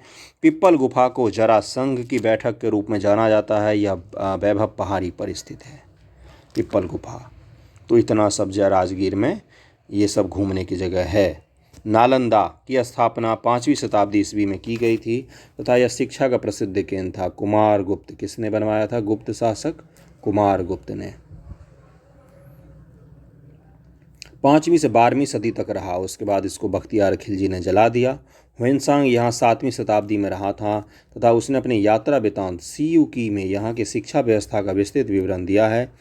यह प्रथम आवासीय अंतर्राष्ट्रीय विश्वविद्यालय था। यहाँ 2000 शिक्षक थे, 10,000 छात्र रहकर शिक्षा ग्रहण करते थे। वर्ष 1951 में यहाँ बौद्ध अध्ययन हेतु अंतर्राष्ट्रीय केंद्र की स्थापना की गई थी। नालंदा में महत्वपूर्ण दार्शनिक स्थल नालंदा महाविहार के भग्नावशेष हैं। नालंदा पुरातात्विक संग्रहालय है। नव नालंदा महाविहार है। ह्वेनसांग मेमोरियल हॉल है। पावापुरी बड़ी दरगाह, छोटी दरगाह, ये सब नालंदा में ही है। नालंदा विश्वविद्यालय के भग्नावशेष को यूनेस्को द्वारा 2016 में विश्व विरासत स्थल सूची में शामिल किया गया। यह राज्य का दूसरा यूनेस्को स्थल है। पहला कौन सा है? महाबोधि टेम्पल जो है वो है। पावापुरी व औपापुरी राजगीर से 38 किलोमीटर दूर स्थित है। यह जैन धर्म के 24वें तीर्थंकर भगवान महावीर की मृत्यु स्थली है पावापुरी। और भगवान बुद्ध का कहाँ पर महापरिनिर्वाण हुआ था? कुशीनगर या कुशीनारा। प्रमुख धार्मिक पर्यटन स्थल, ये ऐतिहासिक थे, अब धार्मिक आ गए। राम जानकी मंदिर सीतामढ़ी। पुरानी कथाओं के अनुसार त्रेता युग में मिथिला में अनावृष्टि के कारण घोर अकाल पड़ा। प्रज्ञा त्राहिमाम करने लगी। प्रजा जो थी, जो प्रजावत्सल मिथिला नरेश जनक ने ऋषि मुनियों के परामर्श से हलेष्ठी यज्ञ कर अपने हाथों से हल चलाया, तो हल के सिराउर से फूटे घड़े से एक बालिका प्रकट हुई, जो कौन थी? सीता जी थी। सबको पता है राजा जनक और सीता की कहानी। तो इस दिव्य बालिका के प्रकट होते ही आकाश से अमृत तुल्य वर्षा होने लगी। मिथिलांचल धनाधन से भर गया। हल के सिराउर से उत्पन्न होने के कारण बालिका का नाम सीता पड़ा। सीता की प्रकट स्थली होने के कारण इस पुण्य भूमि का नाम सीतामढ़ी पड़ा था। समझ गए अब सीतामढ़ी। अजगैबीनाथ मंदिर सुल्तानगंज। भागलपुर से 26 किलोमीटर पश्चिम सुल्तानगंज में उत्तर वाहिनी गंगा के तट पर, उत्तर वाहिनी यानी कि गंगा दक्षिण से उत्तर की तरफ यहाँ बह रही है। ये साउथ हो गया, ये नॉर्थ हो गया। जहाँ भी गंगा दक्षिण से उत्तर की तरफ बहती है वहाँ पवित्र माना जाता है उसको। उत्तर वाहिनी गंगा बहुत कम जगह है। प्रत्येक वर्ष श्रावण महीने में लोग इस मंदिर में पूजा अर्चना करते हैं। यहीं से गंगाजल का कांवर लेकर देवघर तक की पैदल यात्रा करते हैं। अजगैबीनाथ वहीं पर है, सुल्तानगंज में गंगा जी के भीतर। तथा यह बाबा बैद्यनाथ का इस जल से अभिषेक कराते हैं। ओके। मधुबनी, यह बिहार का प्राचीन एवं पौराणिक क्षेत्र है। यहाँ मंडन मिश्र, वाचस्पति तथा उदयन जैसे प्रकांड विद्वान हुए हैं। वाल्मीकि द्वारा रचित रामायण में सीता जी के पिता मिथिलाधिपति जनक को वैदेह कहा गया है। 6ठी शताब्दी ईसा पूर्व में विदेह भी एक गणराज्य था। महावीर के माता त्रिशला का संबंध भी इसी विदेह गणराज्य से माना जाता है, जिन्हें जैन साहित्य में विदेह दत्ता कहा गया है। अगला है मनेर शरीफ। मनेर पटना में 29 किलोमीटर पश्चिम में बिहार का प्रमुख इस्लाम धर्म का गढ़ मनेर स्थित है। यहाँ 13वीं शताब्दी में एक महान सूफी संत मखदूम शरफुद्दीन याह्या मनेरी का जन्म हुआ था। यहीं पर मखदूम याह्या मनेरी का मकबरा बड़ी दरगाह और उनके शिष्य शाह दौलत का मकबरा छोटी दरगाह के नाम से प्रसिद्ध है। पटना में है ये। अगला है महावीर मंदिर पटना। पटना साहिब रेलवे स्टेशन से बिल्कुल सटे बेगमपुर के जल्ला क्षेत्र में लगभग 400 वर्ष पुराना यह महावीर मंदिर है, जो जल्ले का महावीर मंदिर के नाम से प्रसिद्ध है। विशेष अवसर पर यहाँ मेला भी लगता है। पटना का महावीर मंदिर तो सब लोग जानते होंगे। हरिहर क्षेत्र मंदिर सोनपुर। गज और ग्राही की लड़ाई के पौराणिक आख्यानों का स्मरण कराने वाले हरिहर विष्णु और हर शिव का यह प्राचीन मंदिर पटना शहर से उत्तर दिशा में लगभग 36 किलोमीटर दूर गंडक नदी के तट पर अवस्थित है। प्रत्येक वर्ष कार्तिक महीने में इसके आसपास सोनपुर का विख्यात हरिहर क्षेत्र मेला लगता है। हरिहर क्षेत्र मेला जो लगता है सोनपुर का विख्यात, वो यहीं पर लगता है, गंगा और गंडक के तट पर लगता है। खनका फुलवारी शरीफ पटना। लगभग 13वीं शताब्दी में यह इस्लाम धर्म के प्रमुख केंद्र के रूप में स्थापित है। यहाँ हजरत मखदूम शाह द्वारा स्थापित खनकाह है। खनकाह क्या होता था?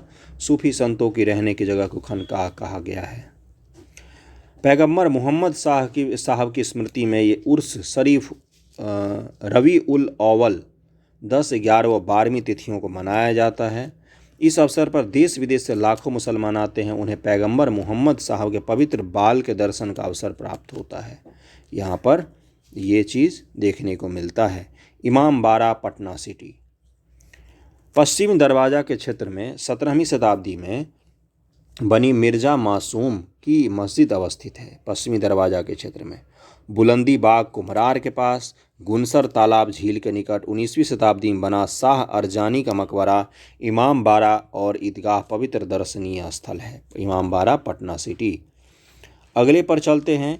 पत्थर की मस्जिद पटना सुल्तानगंज क्षेत्र में मुख्य मार्ग पर जहांगीर के पुत्र परवेज की बनाई हुई एक मस्जिद अवस्थित है, जिसे सांगी या पत्थर की मस्जिद के नाम से जाना जाता है। पटना सिटी में हाजीगंज क्षेत्र में शेरशाह के शासनकाल में निर्मित एक प्राचीन मस्जिद, जिसके अंदर हजरत मोहम्मद मुराद शहंशाह सूफी की कब्र है। यह कब्र 1543 ईस्वी की है। इसके अलावा शाह कले का मकबरा 18वीं शताब्दी की है और माल सलामी मस्जिद 1738 ईस्वी की है और शीश महल मस्जिद 776 ईस्वी की है। और अनेक प्राचीन इबादत गाह पटना सिटी क्षेत्र में स्थित है। 776 ईस्वी का मस्जिद मतलब बहुत पुराना मस्जिद हुआ। तख्त श्री हरिमंदिर साहिब पटना पटना जंक्शन से लगभग 12 किलोमीटर एवं पटना साहिब रेलवे स्टेशन से लगभग 3 किलोमीटर की दूरी पर पटना में स्थित यह स्थान सिख धर्म के 10वें और अंतिम गुरु गोविंद सिंह जी का जन्म स्थल है। गुरु गोविंद सिंह जी की अनेक वस्तु अभी भी यहाँ सुरक्षित रखी हुई हैं। यह सिखों का पवित्र स्थल है। Okay. Gurdwara Gai Ghat Patna Patna junction railway station से लगभग 8 किलोमीटर की दूरी पर अवस्थित यह सिखों का एक पवित्र तीर्थ स्थल है। 1509 ईस्वी में यहाँ गुरु नानक देव यहाँ पर ठहरे थे। गुरु नानक देव बाद में 1666 ईस्वी में गुरु तेग बहादुर भी अपने परिवार साथ यहाँ रुकने आए। यह स्थान गाय घाट के पास आलमगंज मोहल्ले में स्थित है। गुरुद्वारा गोविंद घाट पटना सिटी तो बाबा गुरु नानक कब आए पटना? 1509 में। गुरुद्वारा गोविंद घाट पटना सिटी इस स्थान का संबंध गुरु गोविंद सिंह जी से रहा है। यह हरमंदिर साहिब से लगभग 200 मीटर हटकर गंगा नदी के किनारे है। गुरुद्वारा गुरु का बाग पटना पटना फतुहा मार्ग पर हरमंदिर साहिब से 3 किलोमीटर पूर्व की दिशा में यह स्थान स्थित है। गुरु तेग बहादुर बंगाल से लौटने के बाद अपने 4 वर्षीय पुत्र गोविंद राय से पहली बार यहीं पर मिले थे। गुरुद्वारा गुरु का बाग पटना में।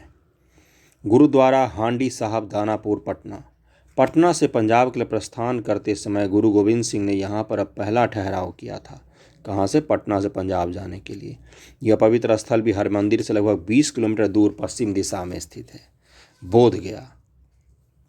बोधगया में बोधि वृक्ष पीपल के नीचे महात्मा बुद्ध को ज्ञान की प्राप्ति हुई थी। बोधगया में निम्नलिखित दार्शनिक स्थल है: महाबोधि मंदिर, अनिमेष लोचन चैत्य बोधि वृक्ष, रतनगढ़ बुद्ध की 80 फीट ऊंची प्रतिमा, बुद्ध कुंड, सुजाता ग्राम, डुगेश्वरी पहाड़ी, प्राग, बोधि, चीन, Myanmar, Japan, Thailand, Tibet, Bhutan के बौद्ध मठ एवं मंदिर, ये सभी यहाँ पर बोधगया में उपस्थित हैं। ये बहुत सारे मंदिर जो देख रहे हैं हम लोग सब। बोधगया तो है ही नहीं ऐतिहासिक स्थल। इसको तो यूनेस्को में भी शामिल किया गया है ना। यूनेस्को में कब किया गया? 2002 या 4 के आसपास। देखना, ऊपर पढ़ाया था मैंने। इतिहासकारों के अनुसार वर्तमान वृक्ष अपने वंश की 5वीं पीढ़ी का है। जो पेड़ है पीपल का वो अपने वंश की 5वीं पीढ़ी का है। कहा जाता है कि इस वृक्ष की पहले की पीढ़ियों को सम्राट अशोक की रानी तिस्य रक्षिता और बंगाल के हिंदू शासक शशांक बर्मन और प्राकृतिक आंधी तूफान ने गिराया था। शशांक बर्मन ने एक बार इसको काट दिया था और अशोक की रानी ने भी इसको नुकसान पहुंचाया था। महाबोधि मंदिर को यूनेस्को द्वारा 2002 में, अभी आ गया 2002 में, विश्व विरासत सूची में शामिल किया गया। देव या देवबरनाक औरंगाबाद जिले में स्थित है, जहां प्राचीन सूर्य मंदिर स्थित है। यहां प्रतिवर्ष भव्य छठ पूजा का आयोजन होता है। एक लेख 1880 में कनिंघम ने यहां एक अभिलेख खोजा था। में सूर्य मंदिर के लिए वर्निक नामक गांव दान देने का उल्लेख मिलता है। कनिंघम ने देव में एक वो शिलालेख खोजा था, अभिलेख। कमलदह जैन मंदिर पटना, यह पटना के गुलजार बाग रेलवे स्टेशन स्थित 18वीं शताब्दी में निर्मित मंदिर है। यह मंदिर आगम कुआं शीतला देवी मंदिर से थोड़ी दूर पूर्व की ओर निर्मित है। यह स्थल मशहूर जैन शिक्षक स्थूलभद्र के जन्म से जुड़ा हुआ है। स्थूलभद्र का जो नाम हम पढ़ते हैं उन्हीं के जन्म से जुड़ा हुआ है स्थल ये। मंदिर का निर्माण एक ऊंचे टीले पर 1729 में किया गया था। यहाँ पर एक अभिलेख है जिसके निर्माण की सूचना प्राप्त होती है। यह अभिलेख पटना को पाटलिपुत्र के रूप में पहचान कराता है। तो जो कमलदह जैन मंदिर पटना के पास अभिलेख रखा हुआ है उसी में है कि इस शहर का नाम कभी पाटलिपुत्र भी था। दुरुखी देवी मंदिर पटना, यह एक स्तूप की नक्काशीदार रेलिंग का अवशेष है। इस पत्थर के टुकड़े के दोनों तरफ अर्धनग्न अवस्था की महिला प्रदर्शित हैं, जिसकी वजह से इन टुकड़ों को दुरुखी या दुरुखिया के देवी के नाम से जाना जाता है। बाडेल के द्वारा सन 1980 में कुम्हरार स्थल के उत्खनन के दौरान इस दोरुखी को खोजा गया था, जो बाद में मौर्य वंश द्वारा बनाया है। अद्वितीय पिलर्ड हॉल की वजह से प्रसिद्ध हो गया। ठीक है, पिलर्ड हॉल जो है उसकी वजह से कुछ समय बाद इस पत्थर के टुकड़े को इसके वर्तमान स्थल या नया टोला में एक मंदिर जैसे स्थल पर रखा गया, जिसकी अब पूजा की जाती है। इस पत्थर को यह द्वितीय से प्रथम शताब्दी ईसा पूर्व के दौरान शुंग कला का एक अनूठा उदाहरण है। यह स्त्री की आकृति एक हाथ से पेड़ की शाखाएं काटते हुए उसे चुनते सलभंजिका मालूम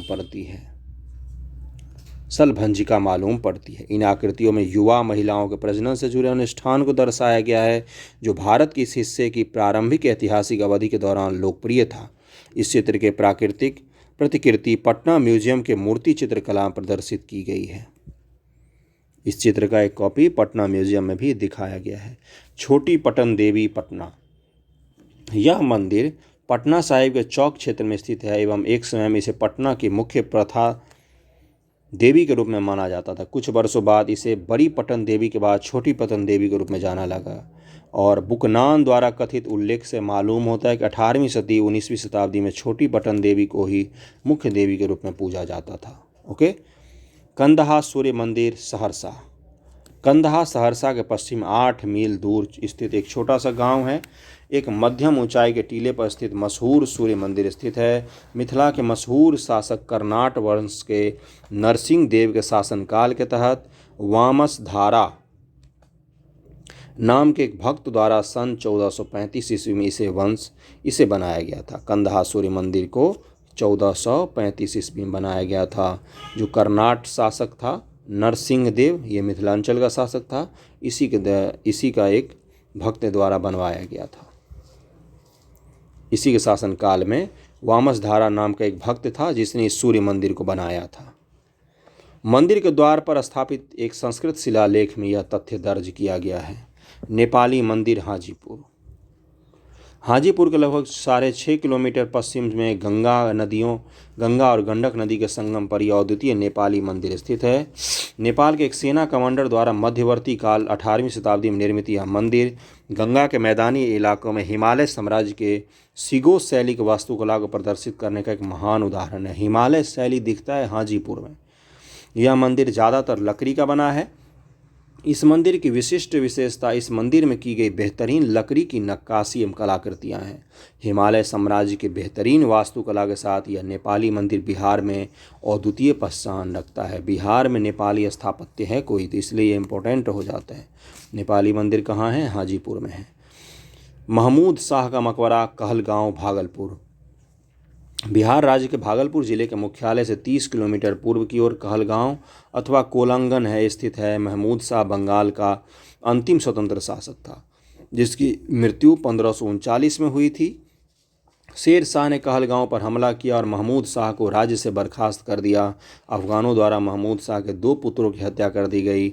महमूद शाह ने बदला लेने के लिए शेर शाह को हराने के लिए मुग़ल शासक हुमायूं से हाथ मिला लिया, परंतु अपने पुत्रों की मौत का सदमा वह बर्दाश्त नहीं कर पाया और सन 1539 में बीमारी की वजह से महमूद शाह की मृत्यु हो गई। तो जो महमूद शाह था वो अंतिम बंगाल का स्वतंत्र शासक था। तो इसी का मकबरा है कहलगांव भागलपुर में। जलालगढ़ किला पूर्णिया, जलालगढ़ का किला पूर्णिया जिले से 20 किलोमीटर उत्तर में स्थित है। यह कभी कोसी नदी के पुराने अपवाह मार्ग पर एक द्वीप के रूप में चर्चित था। यह किला अब खंडहर बन चुका है। एक मान्यता के अनुसार खागरा परिवार के सईद मोहम्मद जलालुद्दीन ने इस किले का निर्माण करवाया था, जिसके उपरांत जहांगीर ने उसे राजा की उपाधि प्रदान कर दी। वहीं एक दूसरी मान्यता के अनुसार इस किले का निर्माण पूर्णिया के नवाब सैफ खान ने 1722 में करवाया था। यह किला ऊंची दीवारों से घिरी एक चतुर्भुज संरचना है, जिसे नेपाल के खिलाफ आक्रमण से सीमा की रक्षा के लिए सीमावर्ती स्थल के रूप में स्थापित किया गया था। अगला है आरा हाउस आरा। बिहार राज्य के भोजपुर जिले के मुख्यालय आरा से महाराजा कॉलेज के प्रांगण में आरा हाउस स्थापित है। सन 1857 के पहले पूर्वी रेलवे का अभियंता विकर्स बायल द्वारा यह 2 मंजिला संरचना तैयार किया गया था। इसे बिलियार्ड कक्ष के रूप में भी जाना जाता है, प्रयोग किया गया था, बिलियार्ड कक्ष। जबकि आवासीय कक्ष थोड़े दूर स्थित है और आरा हाउस 51 वर्ग फीट के कुल क्षेत्रफल में विस्तृत है, जिसे बिलियार्ड कक्ष के एक छोटा सा कक्ष, एक तरफ संलग्न बाथरूम एवं बरामदा भी शामिल है। ये हमें नहीं याद रखना है। आरा हाउस आरा में है और ये महाराजा कॉलेज के प्रांगण में है, ठीक है। और विकर्स बायल द्वारा बनाया गया था, यह अंग्रेजी अभियंता था। आरा हाउस 1857 में प्रसिद्ध हुआ, जब विद्रोह के समय कई ब्रिटिश अधिकारियों को यहाँ शरण लेनी पड़ी। उनका बचाव ब्रिटिश सैनिकों द्वारा किया गया। चौसागढ़ बक्सर। चौसा या चौसागढ़ जिला मुख्यालय बक्सर के 11 किलोमीटर पश्चिम की ओर गंगा व कर्मनासा नदी के संगम पर स्थित है। गंगा और कर्मनासा का चौसा अपने ऐतिहासिक उपलब्धियों की वजह से चर्चित है। 1539 में इस स्थल पर शेर शाह ने मुगल शासक हुमायूं को परास्त किया था। पता होगा चौसा का युद्ध 1539 शेर शाह और हुमायूं के बीच में। चौसागढ़ एवं उसके आसपास के क्षेत्रों में खुदाई के दौरान पाए गए अवशेष प्राचीन काल में चौसागढ़ के ऐतिहासिक महत्व को दर्शाते हैं। खुदाई के दौरान यहाँ से ताम्रपाषाण युग से लेकर मुगल काल तक के अवशेष प्राप्त हुए हैं। यहाँ से शुंग काल के 18 जैन प्रतिमाओं से लेकर गुप्त काल के असाधारण अद्वितीय अवशेष भी प्राप्त हुए हैं। तो यहाँ से कौन कौन सा प्राप्त हुआ है? मुगल का तो होगा ही, मुगल, शुंग, गुप्त, इन सब के अवशेष प्राप्त हुए हैं। चौसा क्यों फेमस है? क्योंकि यहाँ पर हुमायूं को शेर शाह सूरी ने हराया था, जो वर्तमान पटना संग्रहालय और बक्सर के सीताराम उपाध्याय संग्रहालय में संरक्षित है। जो यहाँ से चीज़ें मिली हैं वो वहाँ पर संरक्षित हैं। रामशिला पहाड़ गया। अब अगले पर चलते हैं। गया के दक्षिण पूर्व में स्थित रामशिला पहाड़ गया के सबसे प्राचीन और पवित्र पहाड़ों में से एक है। इस पहाड़ के चारों ओर प्राचीन काल के पत्थर की मूर्तियां और अवशेष उपलब्ध हैं, जो प्राचीन काल में यहाँ पर मंदिर होने का प्रमाण देते हैं। इस पहाड़ के शीर्ष में एक मंदिर स्थापित है, जिसे रामेश्वर या पतालेश्वर मंदिर के नाम से जाना जाता है। इस मंदिर का वास्तविक निर्माण 1014 में करवाया गया। वर्ष 1811 में कलकत्ता के श्री कृष्ण बसु ने मंदिर के सामने एक मंडप का निर्माण करवाया, जिसमें हिंदुओं द्वारा अपने पूर्वजों का पिंडदान किया जाता है। तो कहाँ पर है रामशिला पहाड़? गया में है। जो हिंदू लोग जाते हैं पिंडदान करने के लिए अपने पूर्वजों का, वो यहीं पर जाते हैं। इस पहाड़ के संबंध में यह मान्यता है कि भगवान श्री राम ने अपने पूर्वजों का पिंडदान भी यहीं पर किया था, इसीलिए ये थोड़ा सा ज़्यादा प्रसिद्ध है। प्रेतशिला पहाड़ गया। प्रेतशिला पहाड़ कहाँ पर है? गया में है। गया के उत्तर पश्चिम में स्थित यह पहाड़ हिंदुओं का एक पवित्र तीर्थ स्थल है। यहाँ पर बड़ी संख्या में पितृपक्ष के समय पूर्वजों का पिंडदान किया जाता है। इस पहाड़ के शिखर पर भगवान यम प्रेतराज का मंदिर स्थापित है। इस मंदिर का निर्माण इंदौर की रानी अहिल्याबाई द्वारा करवाया गया था। तो प्रेतशिला पहाड़ पर जो मंदिर है, किसका मंदिर है? भगवान यमराज और प्रेतराज का मंदिर है। उसका निर्माण इंदौर की रानी अहिल्याबाई ने करवाया था। सन 1744 में लिखित इस शिलालेख से यह पता चलता है कि कलकत्ता के श्री मनमोहन दत्त द्वारा दिए गए धन से मंदिर की सीढ़ियाँ निर्मित हुई थी। यहाँ से प्राचीन काल की मूर्तियाँ, बौद्ध प्रतिमाएं, मान्यता के अनुसार इस पर्वत के पदीय क्षेत्र में स्थित रामकुंड नामक सरोवर में भगवान श्री राम के पूर्वजों का पिंडदान किया गया था। भगवान श्री राम ने पूर्वजों को पिंडदान से पूर्व स्नान किया था इस कुंड में। इस कुंड का क्या नाम है? रामकुंड। तो राम भगवान ने स्नान किया तो उन्हीं के नाम पर उसका रामकुंड नाम पड़ गया। विष्णुपद मंदिर गया। इसका निर्माण किसने करवाया था? गुप्त शासकों ने। चलो पढ़ते हैं। विष्णुपद मंदिर को भारत के सभी वैष्णव मंदिरों में सबसे पवित्र माना जाता है। सबसे पवित्र सारे वैष्णव मंदिर में जिस स्थान पर यह निर्मित है वह भगवान विष्णु के प्रसिद्ध पौराणिक कहानी से जुड़ा हुआ है। माना जाता है कि यहाँ पर भगवान विष्णु ने दैत्य गयासुर का संहार किया। यहाँ के चट्टान पर उनके पद चिन्ह आज भी मौजूद हैं, जिसे मंदिर में मुख्य रूप से पूजा जाता है। इस मंदिर का निर्माण इंदौर की रानी अहिल्याबाई होलकर द्वारा 18वीं शताब्दी के अंत में फल्गु नदी किनारे करवाया गया था। माई मिस्टेक, मैंने गलती से बोल दिया कि गुप्त शासकों द्वारा करवाया गया, जबकि इस मंदिर का निर्माण अहिल्याबाई होलकर जी ने करवाया था। और ये क्या है? प्राचीन विष्णु पवित्र मंदिर है। ओके, आगे चलते। ब्रह्म योनि पहाड़ गया, फल्गु नदी के किनारे है, ये इंपॉर्टेंट है। विष्णुपद मंदिर गया, विष्णु भगवान के पद चिन्ह भी मिलते हैं यहाँ पर, ऐसा जिसको लोग पूजते हैं। ब्रह्म योनि पहाड़ गया, गया के दक्षिण में स्थित यह ब्रह्म योनि पहाड़ गया का सबसे ऊंचा पहाड़ है। ब्रह्म योनि पहाड़, इसका नाम इस पहाड़ के शीर्ष पर एक प्राकृतिक विखंडन के नाम पर पड़ गया, जिसे माना जाता है कि वह महिला की शक्ति या ब्रह्म योनि के नाम से जाना जाता है, जो आराधना की जाती है जिसकी। इस मंदिर का निर्माण मराठा बालाजी पंडित के द्वारा कराया गया था। शिलालेख पर लिखित विवरण से ज्ञात होता है कि पहाड़ के फर्श से लेकर अर्श तक की सीढ़ियाँ 1843 ईस्वी में ग्वालियर के सिंधिया जयती राव के शासनकाल में राव बाबू साहब के द्वारा बनवाई गई थी। तो ग्वालियर के जो सिंधिया थे, उन्होंने इसका निर्माण सीढ़ियों का करवाया था। ब्रह्मयोनि पहाड़ हिंदुओं का एक महत्वपूर्ण पवित्र तीर्थ स्थल है। पितृ पक्ष के समय यहाँ पर बड़ी संख्या में पिंडदान की विधि संपन्न होती है। तो ये भी गया में ही है। मीरा बीघा जहानाबाद, जहानाबाद जिले के स्थित मीरा बीघा गांव तेहटा रेलवे स्टेशन के 4 किलोमीटर दक्षिण पूर्व में स्थित है। इस पुरातात्विक स्थल को मंदिर समूह के रूप में चिन्हित किया गया है। यहाँ पर दर्जनों की संख्या में शिव मंदिर स्थापित है। मीरा बीघा जहानाबाद में यहाँ के मंदिर ज़्यादातर ईंट एवं पत्थरों के मिश्रण से निर्मित हैं। कुछ मंदिर 9वीं 10वीं शताब्दी के पाल काल से भी संबंध रखते हैं। मसही कैमूर, कैमूर जिले के प्रखंड मुख्यालय भगवानपुर से 3 किलोमीटर दूर मसही स्थापित है।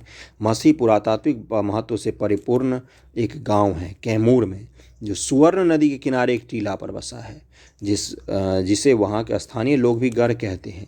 मसही गांव में बसा गढ़ 5 एकड़ के क्षेत्र में फैले हुए प्राचीन मंदिर परिसर का प्रतिनिधित्व करता है। इस पुरातात्विक स्थल से भगवान बुद्ध की बैठी एवं खड़ी मुद्रा में पत्थर की प्रतिमा, इसके अलावा खंभे, प्लास्टर्स, बीम, लिंटेन इत्यादि बड़े पैमाने पर प्राप्त हुए हैं, जो यह दर्शाते हैं कि प्रारंभिक मध्यकालीन काल उससे भी पहले से इस स्थल पर बड़े पैमाने पर मंदिर स्थापित थे। तो मसही मंदिर कहाँ है? ये कैमूर में है, जिसको डीहगढ़ भी बोलते हैं लोग। ओके, मसही गुप्त काल के मुंडेश्वरी मंदिर से 2 किलोमीटर दूर स्थापित है। इसलिए यह संभव है कि मसही में प्राचीन एवं प्रारंभिक मध्ययुगीन काल के मूर्तिकला के बीच संबंध स्थापित हों। ऐसा माना जाता है कि गुप्त काल से भी संबंधित है ये। अहिल्या स्थान दरभंगा, दरभंगा जिला के जाले प्रखंड के अंतर्गत कमतौल रेलवे स्टेशन से 3 किलोमीटर दक्षिण अहियारी गांव में अहिल्या स्थान अवस्थित है। यहाँ पर भगवान राम और सीता को समर्पित एक भव्य मंदिर है, जिसका निर्माण दरभंगा महाराज छत्र सिंह बहादुर ने 1817 ईस्वी में करवाया था। तो अहिल्या स्थान जो दरभंगा में, उसका निर्माण किसने करवाया था? दरभंगा के महाराज छत्र सिंह बहादुर ने करवाया था। चैत माह की रामनवमी के अवसर पर प्रतिवर्ष यहाँ मेले का आयोजन होता है। मान्यता है कि इस मंदिर का निर्माण गौतम ऋषि की पत्नी अहिल्या की स्मृति में करवाया गया था। सोफा मंदिर पश्चिमी चंपारण, पश्चिमी चंपारण के गौनाह प्रखंड के अंतर्गत सोफा मंदिर अवस्थित है। यह मंदिर पंचरथ स्थापत्य शैली में निर्मित है। इसका शीर्ष भाग गुंबदाकार है, जो षष्ठकोणीय मध्य भाग पर आधारित है। मंदिर का निर्माण एक विस्तृत चबूतरे पर किया गया है। मंदिर का प्रवेश द्वार पूर्व दिशा में है, जिसमें ज्यामितीय अलंकरण युक्त द्वार लगे हुए हैं। तो सोफा मंदिर कहाँ पर है? पश्चिमी चंपारण में है। गर्भगृह का प्रवेश द्वार भी सुंदर अलंकरणों से अलंकृत है। गर्भगृह में शिवलिंग स्थापित है। यह मंदिर एक टीले पर निर्मित है। यह टीला पांडुई नदी के दक्षिणी तट पर स्थित है। यह नदी शिवालय की उत्तरी दिशा में बहती है। टीले के पूर्वी कटाव एवं उत्तरी हिस्से पर एक प्राचीन मंदिर के भग्नावशेष बड़े पैमाने पर मिलते हैं। मंदिर के भग्नावशेष में शिखर, आमलक एवं स्तंभ स्थल भी विद्यमान है। ऐसा प्रतीत होता है कि 11वीं 12वीं सदी में रहा होगा। तो सिंपल सी बात, इसमें एक ही चीज़ आया हमारे काम का कि सोफा मंदिर कहाँ है, तो पश्चिमी चंपारण में, और कुछ भी नहीं आया काम का। और शिव भगवान के मंदिर है ये। मंदार बांका, मंदार पर्वत बांका जिले में स्थित है। इसका नाम तो सबने सुना होगा। यह प्राचीन काल में जैन संत ध्यान मग्न होते थे, यहाँ पर ध्यान मग्न होते थे जैन संत लोग, तो जैनों का स्थल हो गया ये। 700 फीट ऊंचे पहाड़ पर एक जैन मंदिर भी है मंदार में। मान्यता है कि 12वीं तीर्थंकर वसु पूज्य, जो वसु पूज्य हैं 12वें तीर्थंकर, यहाँ निर्वाण पद प्राप्त किया था उन्होंने। और मंदार पर्वत जैन धर्मावलंबियों का पवित्र तीर्थ स्थल है। समोसारान नालंदा, तीर्थंकर महावीर पहला और अंतिम श्रवण यहाँ किया था उन्होंने, उनकी स्मृति में यहाँ एक जैन मंदिर है। पंथ पाकर सीतामढ़ी, सीतामढ़ी से 8 किलोमीटर की दूरी पर पुराना नीम का एक पेड़ है। मान्यता है कि विवाहोपरांत सीता जनकपुर से अयोध्या जा रही थी, तब इस वृक्ष के नीचे राम और सीता ने यहाँ पर विश्राम किया था। पंथ पाकर सीतामढ़ी, ठीक है, तो यहाँ पर उन्होंने विश्राम किया था। काको जहानाबाद, जहानाबाद 10 किलोमीटर की दूरी पर स्थित है। मान्यता है कि रानी कैकेयी यहाँ प्रवास किया था। इस स्थान का नाम कैकेयी के नाम पर पड़ा हुआ है, तो काको जहानाबाद। ओके। राम रेखा घाट बक्सर, यह बक्सर में स्थित है। मान्यता है कि श्री राम अपने भाई लक्ष्मण और गुरु विश्वामित्र के साथ गंगा नदी पार करके सीता के स्वयंवर में भाग लेने के लिए जनकपुर पहुंचे थे। हरेश्वर नाथ मंदिर द्वालक मधुबनी, गया है। द्वालक का प्राचीन हरेश्वर नाथ मंदिर जिला मधुबनी के माधोपुर प्रखंड में अवस्थित है। यह मंदिर कोसी नदी के बहाव परिप्रेक्ष्य में आता है। स्थापत्य कला के दृष्टि से प्राचीन मंदिर अद्वितीय है। मंदिर के गर्भगृह में 3 शिवलिंग के सामने पश्चिम में ब्लैक बेसाल्ट स्टोन पर कलाकारों ने बड़ी ही कुशलता के साथ नंदी की मूर्ति को निर्मित किया। मतलब 3 शिवलिंग हैं और नंदी है। मंदिर का शीर्ष भाग गुंबज युक्त है, जिसके भीतर अद्भुत चित्रण किया गया है। मंदिर के निर्माण में लखौरी ईंट एवं सुर्खे चूने का उपयोग किया गया है। कोटेश्वर धाम मेनाग्राम गया, गया जिले के बेलागंज प्रखंड के मोरहर एवं दरधा नदियों के संगम पर अवस्थित प्राचीन कोटेश्वर धाम मंदिर है। कोटेश्वर धाम मंदिर कहाँ? गया में, ठीक है। स्थापत्य मूर्तिकला सुंदर एवं प्राचीन बसावट के अवशेष के परिपूर्ण होने के कारण अत्यंत महत्वपूर्ण है। गर्भगृह, मंडप, मुख्य मंडप इसके प्रमुख घटक हैं।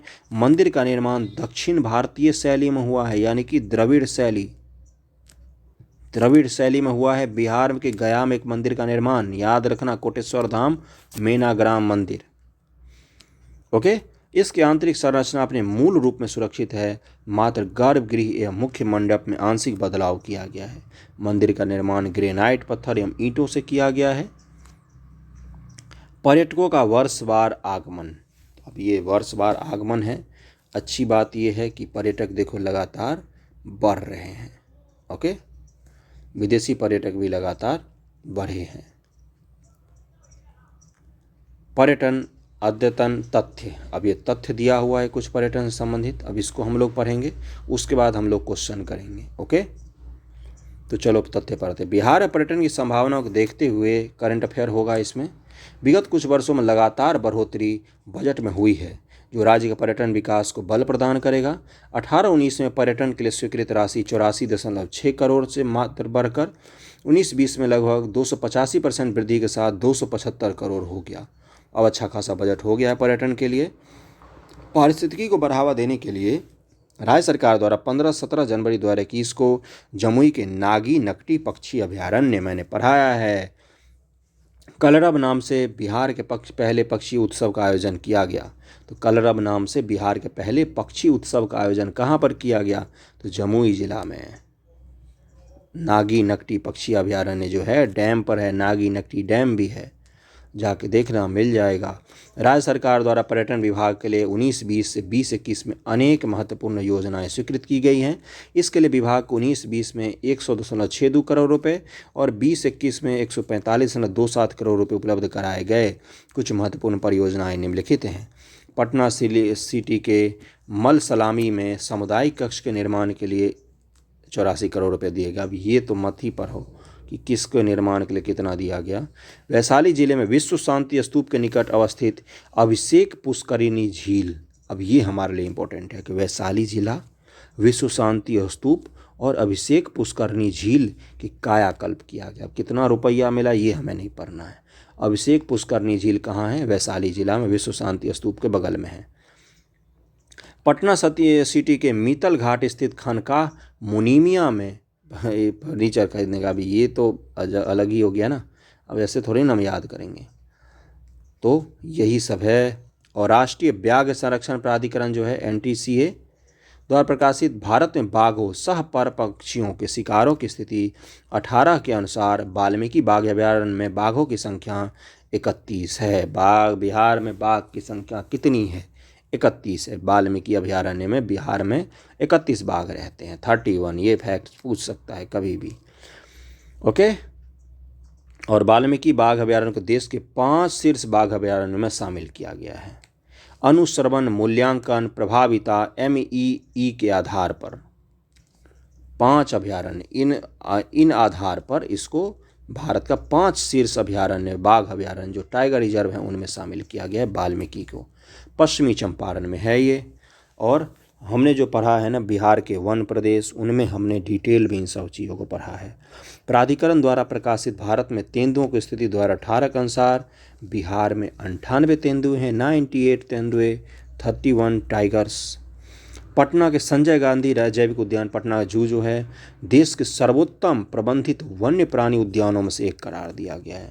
पटना का जो जू है वो देश के सबसे बढ़िया जू में उसको भारत सरकार ने नाम दिया है। 1920 में केंद्रित जंतु उद्यान प्राधिकरण ने पटना जंतु उद्यान को देश के शीर्ष 15 जंतु उद्यान में चुना है। संजय गांधी जैविक उद्यान। भारत सरकार के पर्यटन मंत्रालय ने वैशाली, आरा, पटना, राजगीर, पावापुरी, चंपारण को शामिल करते हुए जैन परिपथ के विकास को स्वीकृति प्रदान की है। इस परिपथ पर इतना करोड़ रुपया खर्च किया गया है। तो जैन परिपथ में बिहार के कौन कौन से जिले? वैशाली, आरा, पटना, राजगीर, पावापुरी, चंपारण। स्वदेश दर्शन योजना के तहत कांवरिया परिपथ के विकास के लिए जिन स्थानों को विकसित किया जाना है वह भागलपुर, सुल्तानगंज, मुंगेर और बांका। इस कार्य के लिए भारत सरकार के पर्यटन मंत्रालय द्वारा बजट स्वीकृत की गई है। कांवरिया परिपथ में कौन कौन से शामिल होंगे जिले? देखो, सुल्तानगंज से जल भर के लोग देवघर तक जाते थे। रास्ते में जो जो जिले मिले, भागलपुर, सुल्तानगंज, मुंगेर और बांका। स्वदेश दर्शन के लिए इसमें पैसा लिखा हुआ है। अंग प्रदेश और मंदार हिल, अंग प्रदेश यानी कि भागलपुर, ओके, अब मंदार हिल्स यानी कि बांका, बांका में था ना।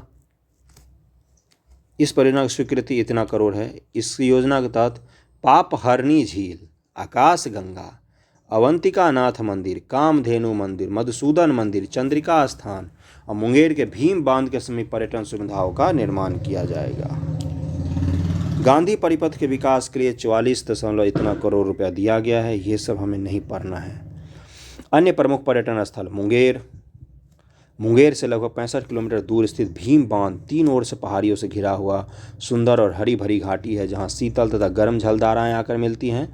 घने जंगल में एक जल कुएं का निर्माण करती हैं। अपने प्राकृतिक सौंदर्य के साथ यह स्थल एक महत्वपूर्ण अभयारण्य भी है, जहां बड़ी संख्या में हाथी पाए जाते हैं। हाथी। भीम बांध अभयारण्य हमने पढ़ा है, इसको वन प्रदेशों में जाकर देख लेना। पूरा का पूरा प्लेलिस्ट मिल जाएगा KBC में बिहार समग्र का। सोनपुर सारण गंगा नदी के तट पर स्थित है। यहाँ विश्व प्रसिद्ध हरिहर क्षेत्र का मेला लगता है, जो एशिया का सबसे बड़ा पशु मेला है। पशु मेला जो होता है वो सबसे बड़ा है, पशु मेला। ओके, यह भारत का सबसे बड़ा पशु मेला है, भारत का, जिसका आयोजन कार्तिक माह में किया जाता है। और किसी समय में एशिया का सबसे बड़ा मेला था ये। भारत का सबसे बड़ा पशु मेला आज भी यही है। रानीगंज अररिया राज्य का दूसरा चिड़ियाघर अररिया जिले के रानीगंज में प्रस्तावित है। दूसरा चिड़ियाघर बिहार में कहाँ बनेगा? अररिया में। पहला कहाँ है? पटना में। संजय गांधी जैविक उद्यान चिड़ियाघर ही है। 89 एकड़ में फैले इस चिड़ियाघर के अंदर 10 एकड़ जमीन पर बंदर घर का भी निर्माण किया जाएगा। अब ये तो मत ही याद रखना कि बंदर घर का निर्माण कितने एकड़ में किया जाए, बस ये याद रखना कि दूसरा चिड़ियाघर राज्य का अररिया में बनेगा। राजगीर नालंदा। राजगीर में पर्यटन को बढ़ावा देने के लिए 500 एकड़ जमीन पर नेचर सफारी ये खुल गया है। सर्च करना, बहुत सुंदर है ये नेचर सफारी। स्काई वॉक तितली park, Ayush park, Bihar Darshan zone, shooting range, archery range, rock climbing आदि का निर्माण प्रस्तावित है। ये बनकर तैयार हो गया, इसलिए इसका क्वेश्चन पूछेगा कि राजगीर नेचर सफारी जो है वो कहाँ खोला गया है, तो नालंदा में। इसके मुख्य द्वार को बुद्ध के चेहरे का आकार दिया गया है। भारत सरकार द्वारा यहाँ पर एक चिड़ियाघर के निर्माण को मंजूरी दी गई है। बहुत सुंदर है, इसको देखना। अब हम करेंगे क्वेश्चन प्रैक्टिस। कितने क्वेश्चन है? 27 क्वेश्चन है, इसको हम प्रैक्टिस करते हैं। पहला क्वेश्चन है कि वैशाली में स्थित निम्न पर्यटन स्थलों में से कौन नहीं है? राजविशाल का गढ़ है, राजाभिषेक पुष्करणी, कमल तालाब, नाथगढ़ वैशाली में नहीं है, तो इसका आंसर क्या हो जाएगा? नाथगढ़। पहला का डी हो जाएगा। दूसरा क्वेश्चन है हिंदुओं का पवित्र तीर्थ स्थल विष्णुपद मंदिर स्थित है। अभी हमने पढ़ा था गया में है, जिसमें मैंने गलती से गुप्त बोल दिया था, याद है? मराठों ने इंदौर की रानी ने करवाया था इसका निर्माण। गया में है ये। गया शहर किस नदी के किनारे स्थित है? तीसरे का बी, फल्गु नदी किनारे भगवान बुद्ध को ज्ञान की प्राप्ति भी हुई थी। महाबोधि मंदिर स्थित है कहाँ पर? 60 से क्वेश्चन करते चलते बी, बोध गया में। मखदूम सरफुद्दीन याहया मनेरी साहब की दरगाह कहाँ है? मनेर में है। पाँचवा का सी हो जाएगा। बिहार शरीफ पटना में बोल रहा है, सॉरी रुक जाओ, इसका आंसर में दिया बिहार शरीफ पटना में है। बिहार शरीफ पटना में है। ओके। राजगीर के गृद्धकूट पर्वत पर मगध के किस शासक भगवान बुद्ध ने बौद्ध धर्म में दीक्षित किया था? तो छठा का क्या हो जाएगा? बिंबिसार को दीक्षित किया था। छठा क्वेश्चन का आंसर हो जाएगा बिंबिसार। और पांचवें को मैंने रीचेक कर लिया, ये बिहार शरीफ पटना में ही है। मखदूम साहब याया मनेरी साहब का दरगाह पटना में है, जन्म हुआ था उनका मनेर में। ओके। सातवें पर चलते, राजगीर में रोपवे का निर्माण किस देश की सरकार के सहयोग से किया जा रहा है? तो सातवें का आंसर क्या हो जाएगा? जापान सरकार के सहयोग से। आठवां है बिहार के किस शहर में सबसे अधिक तीर्थयात्री आते हैं? तो ऑब्वियसली ये सबको पता होगा, बोध गया में आते हैं। कहाँ से आते हैं? दक्षिण पूर्व एशिया के देश के जो हैं, जो नीचे के देश हैं हमारे, और चीन, ताइवान, जापान, इनसे भी आते हैं, मलेशिया, सिंगापुर, इन सब से। थावे का तीर्थस्थल कहाँ स्थित है? तो नौवें का क्या हो जाएगा? बी, गोपालगंज में है थावे का तीर्थस्थल। 10वां है पूर्वी चंपारण जिला के अरेराज में कौन सी विश्वविख्यात मंदिर स्थित है? पूर्वी चंपारण की बात कर रहा है। 10वां का हो जाएगा शिव मंदिर है। 11वां है पटना में स्थित विश्व प्रसिद्ध खुदा बख्श ओरिएंटल पब्लिक लाइब्रेरी की स्थापना कब हुई थी? पब्लिक लाइब्रेरी जो है खुदा बख्श लाइब्रेरी, तो 11वां का बी, 1891 में स्थापित हुआ था ये पटना का खुदा बख्श लाइब्रेरी। 12वां है पटना में स्थित पर्यटन स्थल है कौन सा? अगम कुआं, सैफ खां का मस्जिद या मदरसा, तख्त श्री हरिमंदिर साहिब, और डी, तो 12वां का डी हो जाएगा उपयुक्त सभी। ये सभी है पटना में ही। तख्त श्री हरिमंदिर साहिब गुरु गोविंद सिंह का जन्मस्थली है, पटना में स्थित नहीं है इनमें से। तारामंडल, रोपवे, संजय गांधी जैविक उद्यान, 20 लाख वर्ष पुराना जीवाश्म वृक्ष, तो 13 का क्या हो जाएगा? रोपवे पटना में नहीं है, रोपवे। 14वां निम्न से कौन सा स्थल राजगीर में स्थित नहीं है? तो 14 का क्या आंसर हो जाएगा? मलिक बयां का मकबरा राजगीर में स्थित नहीं है, ये मलिक बयां का मकबरा। 15वां है पावापुरी में स्थित कमल रूपी तालाब के बीच निर्मित जल मंदिर का संबंध किससे है? तो 15 का हो जाएगा सी, जैन धर्म से। पावापुरी जब भी है तो जैन धर्म। मलिक बयां का मकबरा कहाँ पर है, बताना जरा मुझे। 16वां है कि गोलघर का निर्माण किस गवर्नर जनरल के समय में हुआ था? तो 16 का क्या आंसर हो जाएगा? सी, लॉर्ड कर्नवालिस के समय में हुआ था। अगला है पर्यटन की दृष्टि से बिहार को कितने परिपथ में बांटा गया है? तो 17 का क्या आंसर हो जाएगा? 17 का आंसर होगा सी, 8 परिपथ में बांटा गया है। अगले क्वेश्चन पे चलते हैं। फल्गु नदी के किनारे पर कौन सा पर्यटन स्थल स्थित है? रिपीटेड क्वेश्चन है। 18 क्या हो जाएगा? गया है, गया फल्गु नदी के किनारे। 19वां निम्नलिखित में किस जिले में सूर्य मंदिर स्थित है? तो देव का सूर्य मंदिर औरंगाबाद, 19 का सी हो जाएगा। 20 है कि थावे का तीर्थस्थल जिस जिले में स्थित है वह कौन सा है? गोपालगंज, 20 का ए हो जाएगा। पौराणिक कथाओं वर्णित तारका वध बक्सर बिहार के किस जिले में संबंधित है? तो तारका का मारा गया था बक्सर जिले में, भगवान राम ने मारा था, ए हो जाएगा। 22 है एक्वा थेरेपी आधारित कल्याण पर्यटन बिहार के किस जिले में विकसित किया जा रहा है? एक्वा थेरेपी है ये, 22 का हो जाएगा राजगीर और मुंगेर में। ओके, योग से ही संबंधित है ये भी। बिहार में नवनिर्मित सभ्यता द्वार कहाँ स्थित है? तो ये पटना में बनाया गया है, तो इसका ए हो जाएगा। 24 नंबर क्वेश्चन है कि बिहार के बोधगया में स्थित महाबोधि मंदिर विश्व विरासत स्थल घोषित किया गया। महाबोधि मंदिर को 2002 में। 2002 में विश्व विरासत स्थल घोषित किया गया और 2016 में नालंदा को घोषित किया गया यूनेस्को द्वारा। 25वां है कि प्रसिद्ध मां मुंडेश्वरी मंदिर बिहार के किस जिले में स्थित है? तो 25 का आंसर हो जाएगा कैमूर जिले में स्थित है मुंडेश्वरी मंदिर। सदाकत आश्रम की स्थापना किसने की थी?